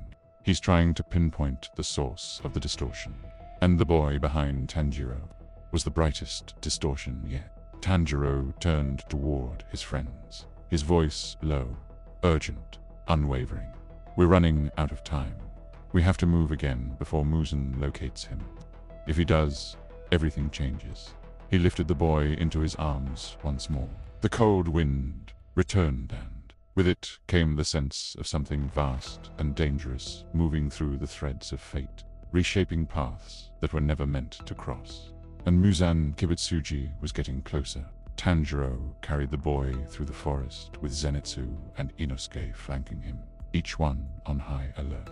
The trees around them creaked under the weight of the wind, though no wind was blowing.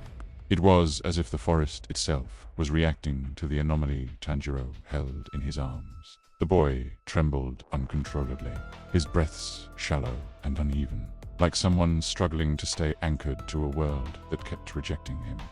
After several minutes, Tanjiro felt the boy clutching weakly at his haori. "Please, don't let me disappear," he whispered, voice cracking. "I'm slipping again. I don't want to go back into the dark." Tanjiro slowed his pace. "You're not disappearing. Stay with me. Focus on the sound of my heartbeat. You're here. You're real." The boy's breathing steadied slightly, but his scent shifted again, splitting into two distinct trails before merging back into one. Zenitsu yelped. "Tanjiro, his smell, did you see that? Did he just divide?" "I saw it," Tanjiro answered, though he kept moving. "His existence is unstable. If we don't find a way to stabilize him soon, he'll collapse. And if he collapses," his voice trailed off. Zenitsu shook violently. He'll die." Tanjiro hesitated. "No, something worse. Something we've never seen." Inosuke clicked his tongue. "Enough doom sounds. How do we fix him? Smash something. Kill someone. Burn a forest. What's the plan?" Tanjiro stopped suddenly, startling both of them. He looked down at the child. "We need to understand him first. Every being has a name, even distortions. If we can find his name, maybe we can stabilize his existence." The boy winced. "A name?" Tanjiro nodded. "Yes, something that defines you, something that binds you." But the boy shook his head violently as tears rolled down his cheeks. "No, I can't. It hurts when I try. Like someone else had it before me. Like it wasn't meant for me." Tanjiro felt a cold tremor run through his chest. "Someone else." The boy's voice dropped to a whisper. "A boy, like me, but not me. Alive in one place, dead in another, and missing in another. I don't know who I am. I don't know which one is supposed to be me." Zenitsu grabbed his head. "This is insanity. Tanjiro, the kid is literally split across timelines. How do you name that?" Tanjiro closed his eyes for a moment. "A name is more than an identity. It's a declaration. If we give him a name now, it might anchor the version in front of us. It might give him a path forward." But the boy suddenly shook his head harder. "No, I can't. I remember something. A voice calling me something. But every time I try to say it, my chest burns." "Try," Tanjiro urged softly. "Just try. Tell me what you remember." The air changed instantly. The forest darkened as though a shadow passed overhead. The boy's lips trembled. He opened his mouth, and then, in a voice that didn't sound like his own, he whispered, "K." The sound shattered. A force rippled outward like a shockwave, bending the trees and knocking Zenitsu to the ground. Inosuke braced himself with his blades. Tanjiro staggered but held the boy tight as the child convulsed violently in his arms. His eyes rolled back, glowing red and blue, the same unstable colors as the demon who had begged Tanjiro to end his life. "Stop!" Tanjiro shouted. "Don't force it. You're hurting yourself." The boy gasped and choked. The name caught in his throat like a blade. And then he screamed an agonizing, echoing cry that didn't belong to a human child. The forest trembled. The snow cracked. When the scream finally died, the boy went limp, breathing weakly. Tanjiro knelt, holding him close. "It's all right. It's all right. You're safe," the boy whispered, barely conscious. That name wasn't mine. It belonged to someone else. Someone who should have lived. Someone who didn't, because of the changes. Tanjiro froze completely. Zenitsu looked terrified. Inosuke finally stopped moving.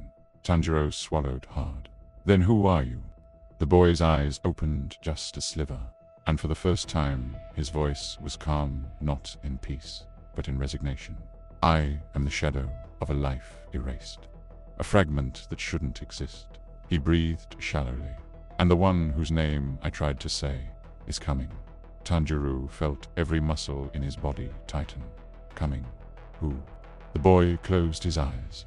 "The one who lost everything when you returned. The one who became nothing so you could exist twice." The snow around them stilled. The world held its breath. And in a whisper that chilled Tanjiro to the bone, the boy finished. "He's looking for me. And when he finds me, he'll find you." Tanjiro tightened his arms around the boy as they moved, the forest blurring past them in a white rush, while Muzan's presence hung like a threat at the edges of the world. Sabito kept pace beside them, blade sheathed but ready, every muscle line taut with a kind of focus Tanjiro had only ever seen in true warriors. And Kanao shadowed silently behind, her coin flicking in the light as if measuring fate with each turn. They did not speak. Words would slow them and give Muzan more time to zero in. The boy clung to Tanjiro's kimono with shaking fingers, slipping in and out of those strange, flickering states that made Tanjiro's skin crawl. And every time the rupture shimmered, he felt as though the entire world threatened to tear with it. "We have to reach Urokodaki," Sabito finally said, voice low. "He can hide people and test what you've become. Heal. No, if the boy can be stabilized." Tanjiro nodded, without looking away from the dark tree line. Mount Sajiri rose ahead, like an old promise, and the idea of the Tengu-masked master waiting there steadied him in a way nothing else could. They moved faster, slaloming between trunks and leaping over icy roots. Inosuke's footsteps suddenly crashed through the snow as he appeared from a side ridge, wild, and grinning and carrying an impromptu spear, having tracked them down with a sort of feral joy that made Tanjiro both grateful and anxious. Zenitsu stumbled in, breathless and pale, but his eyes were sharp beneath the fear. He kept glancing back as if expecting Muzan to fall from the sky at any moment. The forest seemed to bend around their urgency. Birds fell silent. The wind held its breath, and even the snow's whispers softened. Twice they felt a presence sweep past them like a shadowless hand. And each time Tanjiro tightened his grip on the boy until his knuckles ached. "He's close," Kanao murmured at last, the coin hanging from her fingers like a quiet warning. "Muzan is narrowing the search pattern. He's skimming the edges of the veil rather than diving in." The words made the air colder. They reached a narrow mountain trail where the slope cut the world into cliffs and pine, and here Sabito slowed them down deliberately, forcing them into tighter ranks. "Listen," he said. "If Muzan finds us on an open slope, we lose cover and we become predictable. He'll pick a place where the boy can't vanish between trees." Tanjiro understood immediately. Muzan's reach might be terrifying, but he was methodical. They needed to be unpredictable. Sabito pointed to a rocky outcrop where a small cave opened like a broken tooth. "We hide him there temporarily. I'll draw what attention I can. You take him to Urokodaki. Move fast and don't stop." Tanjiro hesitated. He had sworn he would never abandon anyone vulnerable. "But, Sabitos, I was iron. Do it." Trusting Sabito's judgment felt like trusting the mountain itself.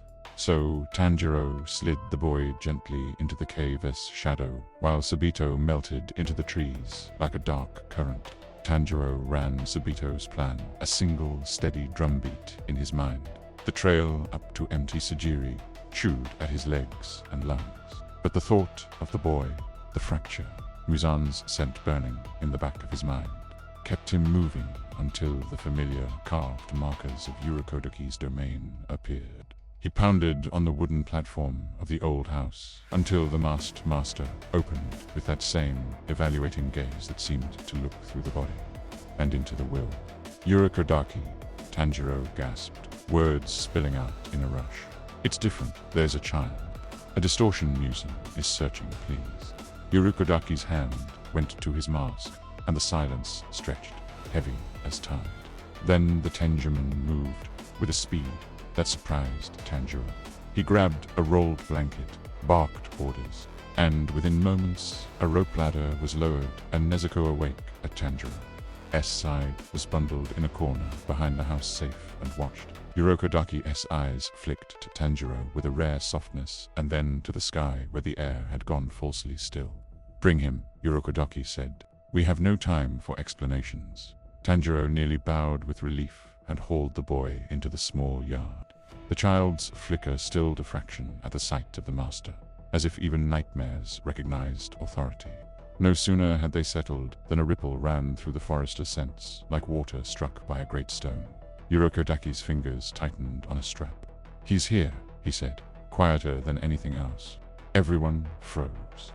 Tanjiro felt the world contract to the single beat of Muzan's approach. It was not the thunder of footsteps, but the pressure of intention.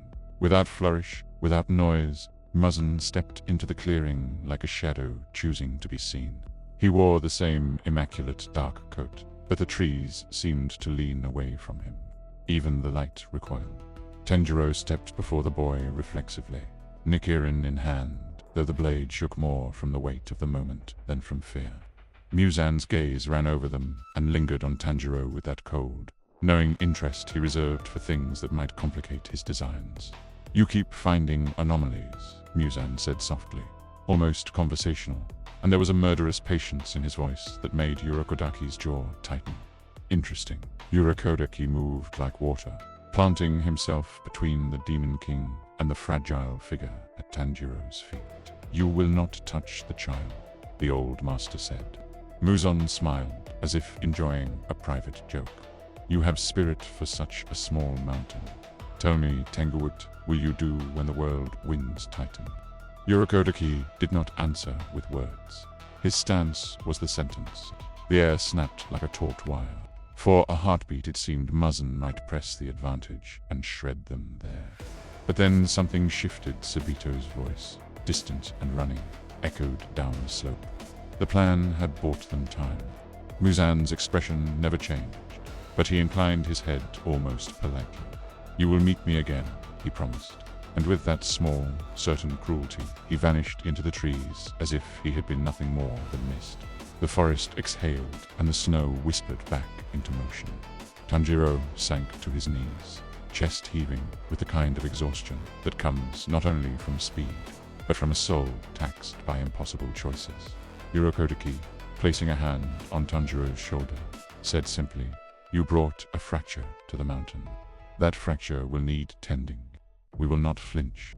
Tanjiro looked up at the masked face and felt, for the first time since his rebirth, that perhaps there was a path through this maelstrom, not because fate would relent, but because people like Urokodaki and Sabito might stand in the cracks and hold them open long enough for others to pass. Night settled over MT Sajiri with a thick, muted stillness, as if the mountain itself were holding its breath in response to Muzan's departure. Inside Urokodaki's home, the air was warm with lantern light and the soft smell of broth, but tension coiled through every corner like a second shadow. Tanjiro sat beside the child, watching him tremble in small, irregular pulses. Each pulse sparked a faint distortion in the air like heat over stone, and Tanjiro could not tell whether the boy was cold, terrified, or simply unraveling. Urokodaki moved with deliberate calm, placing talismans around the room and adjusting an intricate set of ropes and charms that hummed faintly with containment. Properties not meant for demons, but for something stranger, something caught between forces even the Hashira had never named. His condition is not demonic, Urokodaki said quietly as he worked. P is tethered to something outside this world, and Muzan wants that tether severed. Tanjiro absorbed the words, the pieces forming a picture he didn't yet understand, but he nodded, committed to protecting the child, even without the full truth. Sabito arrived moments later, snow-dusted and breathing hard, but alive. His presence eased Tanjiro's chest, and Kanao followed behind him. Her composure intact, but her eyes sharper than usual, as though the encounter with Muzan had honed her instincts even further. The music sprawled on the floor dramatically, pretending exhaustion, but listening closely, while Zenitsu lingered in the doorway, trembling, making himself useful by bringing blankets and tea whenever his fear allowed it. Urokodaki studied all of them with the measured gaze of a man who had trained generations, then turned back to Tanjiro. "You need to tell me everything," the boy said, he instructed. Tanjiro repeated the child's words, how he spoke of memories that didn't belong to this world, how he recognized Tanjiro without ever meeting him, how he described Muzan as if he understood something deeper than fear. Urokodaki listened without interruption, but Tanjiro saw something tighten beneath the mask at the mention of the boy recognizing him. When the master finally spoke, his voice had changed. "There have been legends," he said slowly, "of spiritual fractures, places where reality thins and allows echoes from other possibilities to slip through. Most are harmless. Some manifest as dreams. But occasionally," he paused, "occasionally they take form. If this child is one of those echoes, Muzan is not simply after power. He is after a map." The room went silent. Sabito's expression darkened. "A map to what?" Urokodaki answered without hesitation. "To outcomes he fears. Outcomes where he loses. If he can destroy an echo of a world where he falls, he may believe he can weaken or rewrite the path of this one." The idea chilled Tanjiro. The child wasn't he just a lost soul. He was a threat to Muzan's sense of inevitability, and that made him infinitely more dangerous. The boy stirred suddenly, gasping, and for a moment his eyes glowed with an otherworldly clarity. "You're different here," he whispered, staring at Tanjiro, as though comparing him to a reflection only he could see. "Your scent. It's not burned." Tanjiro leaned closer, pulse quickening. "What does that mean?" The boy blinked rapidly, his form flickering like a candle range caught between breezes. "In the other place, everything is red. Everything is smoke." His voice strained. "You didn't stop him there." The words hit Tanjiro like a blow. The boy's small body convulsed once more, and Urokodaki quickly tightened one of the containment ropes, grounding the distortion. "He is destabilizing," the master murmured. "We will need the help of people who understand shifts in breathing and emotion better than anyone else." Just then, a rustle outside drew all eyes. Shinobu pushed open the door, cloak dusted with snow, expression unreadable but unmistakably alert. Behind her, Ju stepped into the light, silent and rigid, as if he had followed the scent of danger straight to its source. Shinobu offered a polite nod toward Urokodaki. "We received your message. Something capable of alarming who must be taken seriously." Her gaze drifted to the boy, then to Tanjiro, then back to the master. "Tell us everything," she said. Tanjiro exhaled with relief. Help had arrived, but with it came the realization that whatever path they were on no longer affected only them. It was spreading, rippling outward, touching the pillars of the cores themselves. And Tanjiro felt the weight of a new certainty. The fracture had changed their world, and Muzan had just taken notice. Nothing would be the same again. Shinobu knelt beside the boy with a calm precision that contrasted sharply with the heavy air in the room. Her eyes were soft, but Tanjiro sensed that behind them she was analyzing everything: his breathing, his patterns of distortion, even the faint tremors in the tatami under him.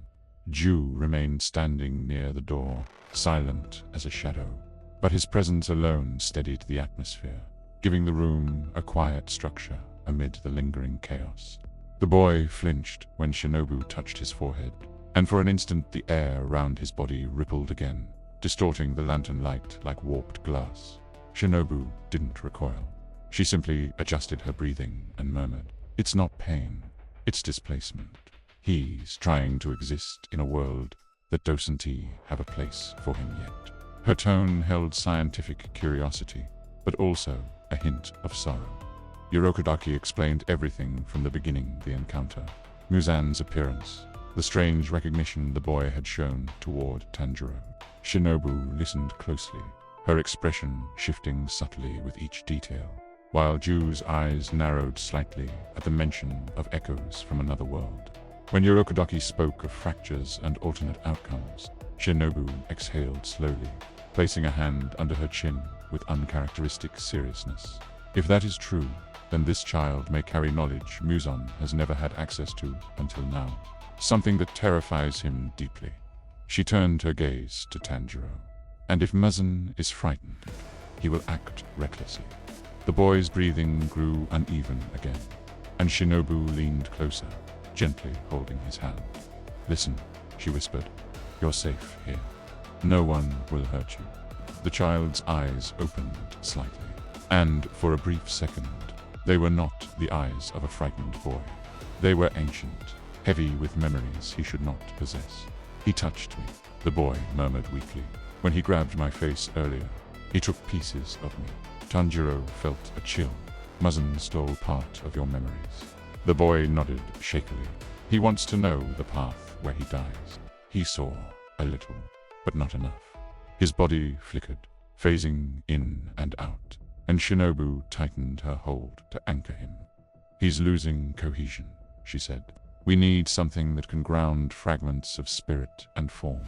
Urokodaki moved to a wooden chest at the back of the room and retrieved a small lacquered box containing a preserved piece of wisteria root. "This alone won't stabilize him," he said, "but combined with a constant breathing pattern, it might keep him here long enough to understand what he knows." Shinobu nodded. "Tanjiro, your presence seems to calm him. Your scent, your breathing knit, connects to whatever version of you he remembers." Tanjiro sat beside the boy again, steadying his breath, and the child's trembling softened immediately, the distortions shrinking until the air settled almost normally. The room fell quiet, every sound amplified by the tension. Ju finally spoke for the first time since arriving, his voice low but firm. "If Muzan has already taken interest, we must assume he will return. And next time, he won't come alone." His hand brushed the hilt of his blade instinctively. "We need to move the boy. Keeping him here endangers everyone on the mountain." Shinobu agreed. "We should bring him to the butterfly mansion. The environment is controlled, secure, and we have the tools needed to stabilize him if he can be stabilized at all." She exchanged a brief look with Urokodaki, who gave a slow, reluctant nod. Tanjiro glanced at the boy, whose breathing now mirrored his own, fragile but steady. "Will he survive the trip?" Shinobu hesitated, the faintest crack in her composure. "If the fracture inside him widens, he may disappear before we even leave the mountain." Tanjiro's chest tightened. "Disappear, as in die?" Shinobu shook her head. "No, not die. Heal, simply cease to exist here, as though he were never in this world at all." Tanjiro clenched his fists. "Then we move now." Before anyone could respond, the boy's eyes snapped open with sudden clarity, and his voice rang out stronger than before, echoing with overlapping tones that didn't belong to a single throat.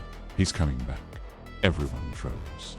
The boy's body flickered violently, the distortions spiraling outward like cracks in glass. "Muzan is searching for the scent he stole. He will find this place soon."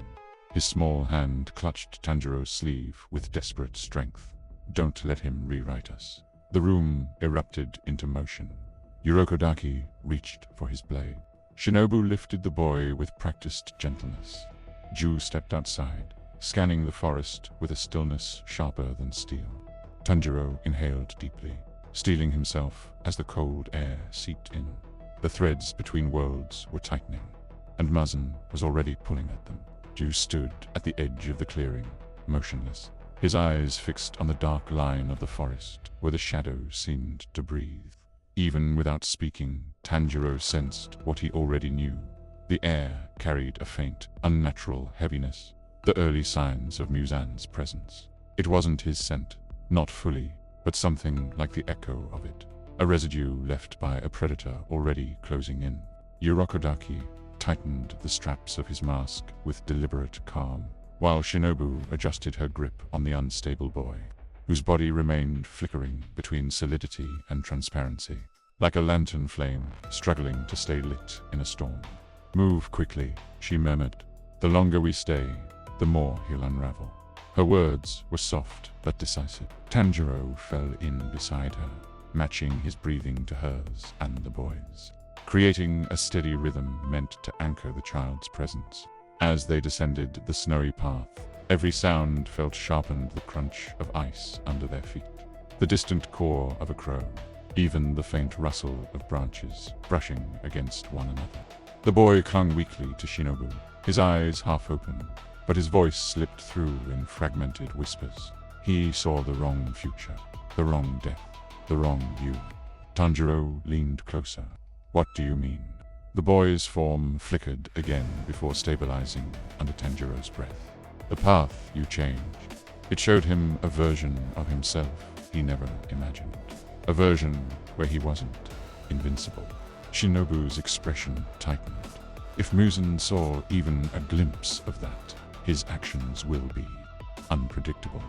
Ju led the way down the mountain trail, moving with a silent efficiency that belied the tension radiating from him. He spoke without turning. "We need to reach the butterfly mansion before nightfall. If Muzan finds us in the open, none of us will have the advantage." Urokodaki followed at the rear, ensuring no signs of pursuit were missed. The descent felt longer than usual, each step weighted by the fear that at any moment the forest might erupt with Muzan's arrival. Tanjiro's heart pounded, not from exertion, but from a growing pressure in the Aran almost magnetic pull, as though two opposing forces were drawing closer. Then the boy suddenly convulsed, his body becoming transparent for a full second before snapping back into flesh. Shinobu tightened her hold immediately. "Stay with me. Focus on the sound of our breath." But the boy's voice came out in a panicked gasp. "He's closer. He's using me. Like a beacon." Ju stopped abruptly. "Explain." The boy coughed, each breath distorting the air around him. "When he stole part of my memories, he took my connection to the fracture. Now he can sense the places where the threads weaken, and His voice broke into a trembling whisper. "I'm the weakest point." Urokodaki's voice dropped into a deep, measured tone.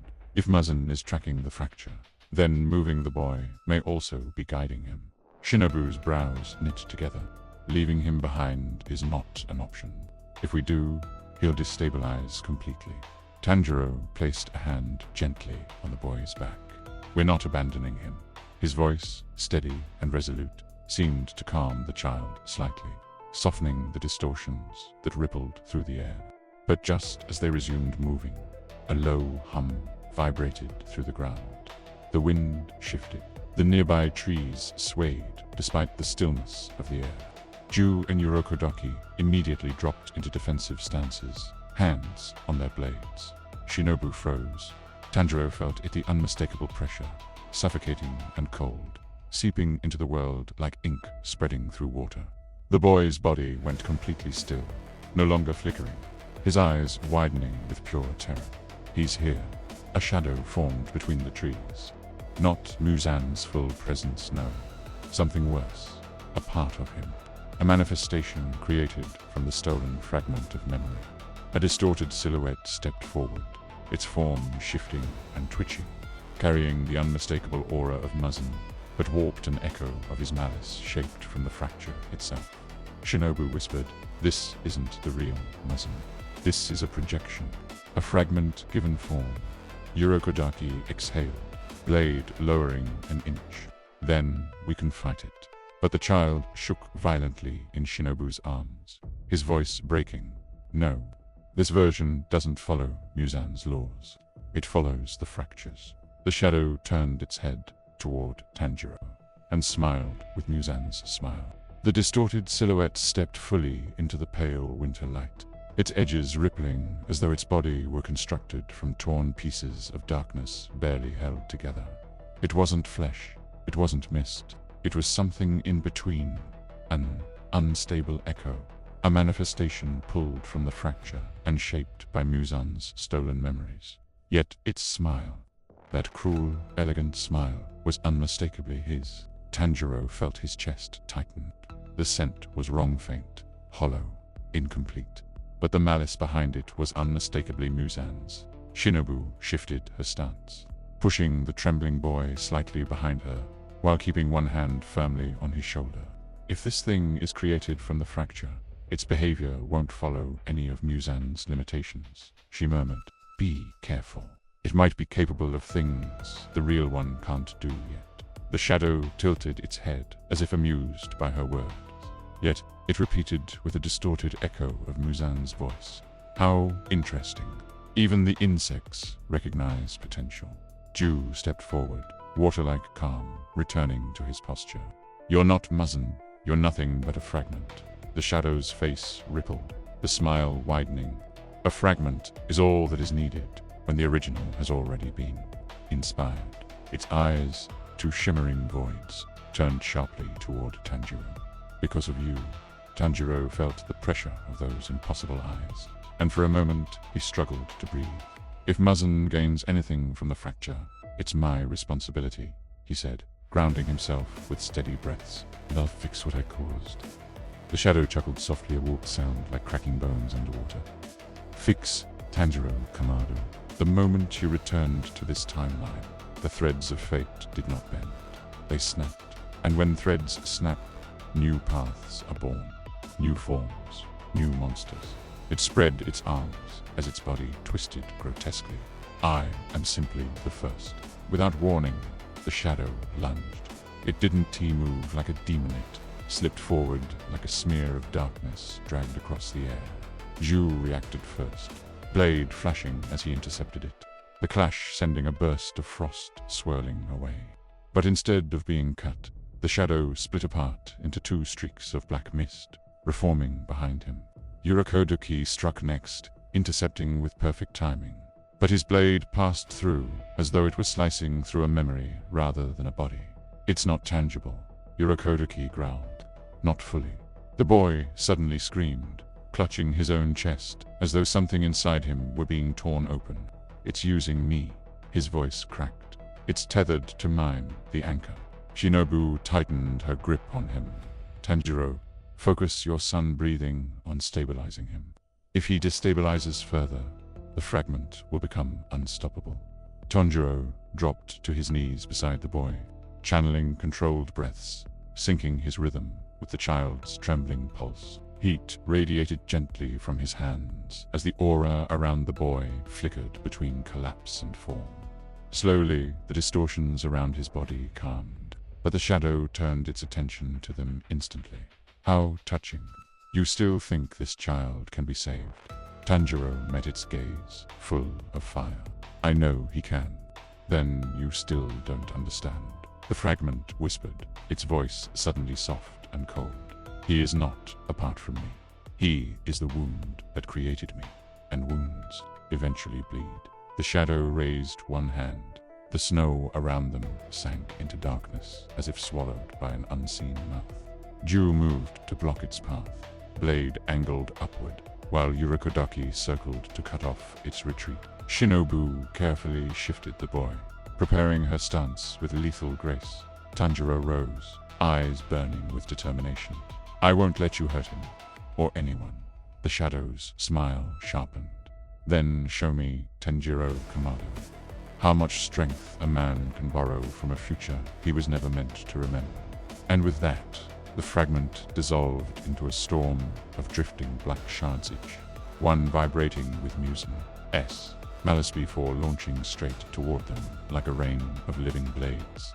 The black shards tore through the air like a cyclone of living knives, each fragment bending unnaturally as if searching for the warm pulse of a living heart. Ju slashed through the first wave with precision, each strike scattering the shards into bursts of dark mist.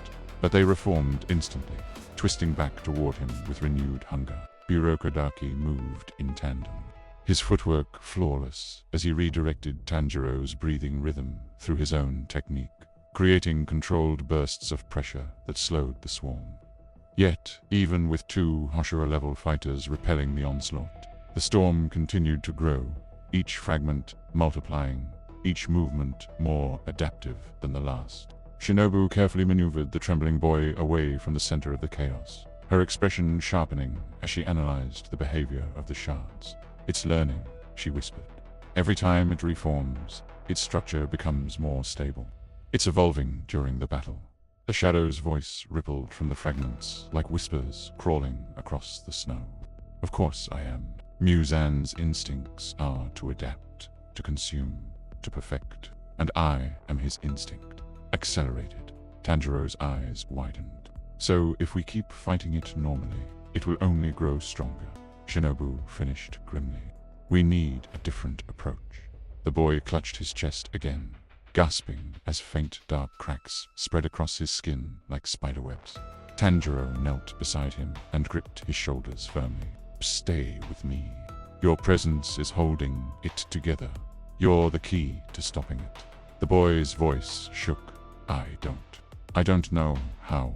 It feels like it's pulling something out of me." Tanjiro closed his eyes and focused, inhaling deeply as his body ignited with the familiar warmth of sun breathing. He let his breaths flow into a steady rhythm, syncing with the boy's destabilizing heartbeat. "Then let me guide you. Match my breathing. Even if you can't control the fracture, you can stop it from overwhelming you." For a moment, the boy's breathing steadied. The cracks slowed. The fragments faltered midair, wavering as if losing clarity. Gyu seized the moment, launching forward with a torrent of sharp, fluid strikes that cleaved through the unstable fragments faster than they could reform. Urokodaki followed with impeccable timing, compressing the mist with controlled slashes, forcing the shattered pieces into a tighter cluster. Shinobu's eyes gleamed. "This is it. If we destabilize the fragment while Tanjiro stabilizes the boy, we create a pressure inversion. The fragment will collapse in on itself." But the moment hope sparked, the shadow's voice dropped to a chilling whisper. "Did you think I wouldn't evolve past that?" The sky darkened. The cluster of fragments twisted violently, merging, compressing, condensing into a single humanoid shape once again. But this time, its form was sharper, more defined. No longer a blur, but a half-solid body with shifting veins of black and red pulsing beneath its translucent skin. For the first time, it looked almost alive, and its smile was worse than before. "A fragment learns faster than a demon," it hissed, "and faster than humans can adapt." It stepped forward, each movement smooth and precise. Ju and Urokodaki tensed immediately, but instead of attacking them, the fragment vanished in a single flicker and reappeared directly behind Tanjiro.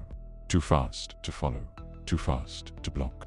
Tanjiro felt the cold breath of the fragment inches away, its voice whispering against his ear.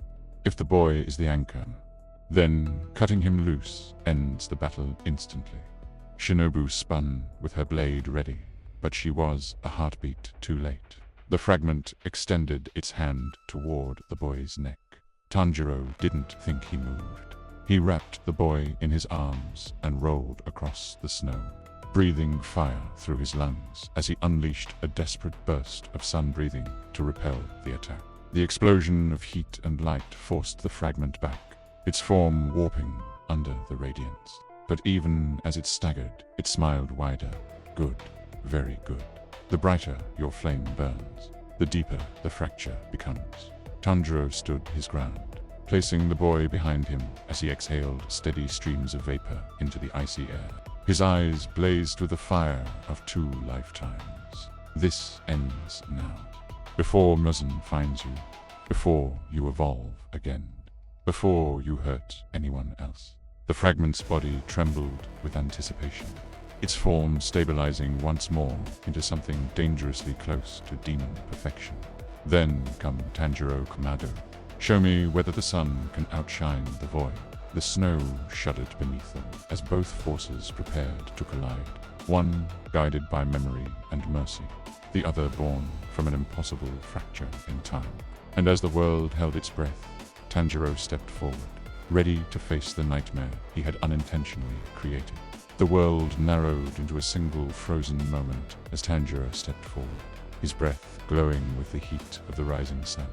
The fragment mirrored him, its body tightening like a bowstring drawn to its limit, the translucent veins of red and black pulsing faster with every heartbeat it stole from the air. For an instant, neither moved. Then everything happened at once.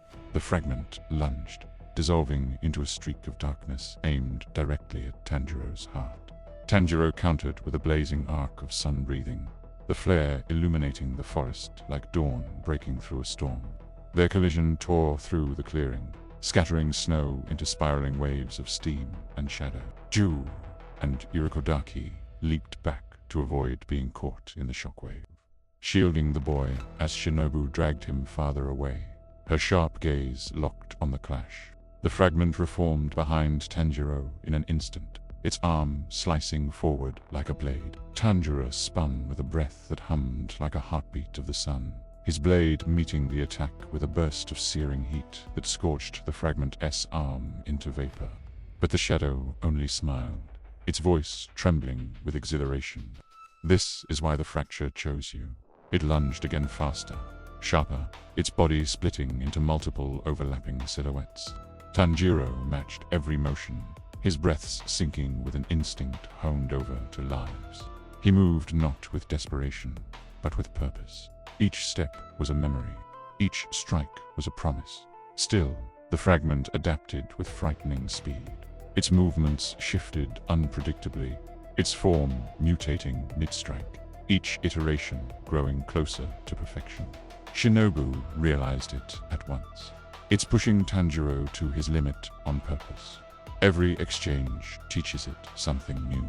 Ju's grip tightened on his sword. "Then we need to end this before it surpasses him completely." But Tanjiro already understood. He could feel it, a subtle vibration in the air, a pulsing rhythm connecting the fragment, the fracture, and the boy who anchored them. Each of the fragment's movements was linked to the instability in the boy's body. If the boy collapsed, the fragment would ascend beyond anything they could stop. If the boy stabilized, the fragment would weaken. Tanjiro inhaled sharply. Instead of striking forward, he dropped into a low stance, redirecting his breathing not at the fragment, but at the rhythm connecting them. Heat flowed outward in a controlled way, not as an attack, but as a stabilizing force. The boy gasped as light rippled across his body, sealing the dark cracks creeping across his skin. The fragment froze mid-strike, its form glitching violently. "What are you doing?" Tanjiro didn't answer. He drew a deeper breath, letting the warmth flood him, syncing his heartbeat with the boy's. A radiant pulse expanded outward, touching the edges of the fragment's unstable form. For the first time, the shadow trembled not in power, but in fear. "Stop," it hissed, its voice distorting. "If he stabilizes, the wound that birthed me will close. I will cease." Tanjiro met its trembling gaze with unwavering resolve. "You weren't meant to suffer. You weren't meant to exist in pain. I'll end this without letting you become a monster, or letting you be used by Muzan." The fragment recoiled, its form unraveling at the edges as the stabilizing pulse grew stronger. "I don't want to disappear," it whispered, a hollow, trembling sound. Tanjiro stepped forward, his voice steady. "Then let me free you." With one final inhale, Tanjiro unleashed a burst of sun-breathing so pure and steady that it resonated like a bell through the clearing. The boy's body steadied completely, the cracks fading into nothing. And in that instant, the fragment's body split apart. Not violently, but softly like darkness dissolving at dawn. It reached out a hand that flickered like a candle in the wind. "Kamado, Tanjiro." Tanjiro lowered his blade, watching with a solemn expression as the shadow's final whisper scattered into the air. "Thank you for choosing mercy." The last shard of darkness evaporated, leaving only falling snow and the echo of the fragment's final words. Silence settled over the forest. The boy collapsed forward, Stable free. Shinobu caught him gently, checking his pulse with a relieved exhale. Ju and Yurakoduki approached Tanjiro, who stood quietly with his blade lowered, staring at the spot where the fragment had vanished. "It's over," Ju said softly.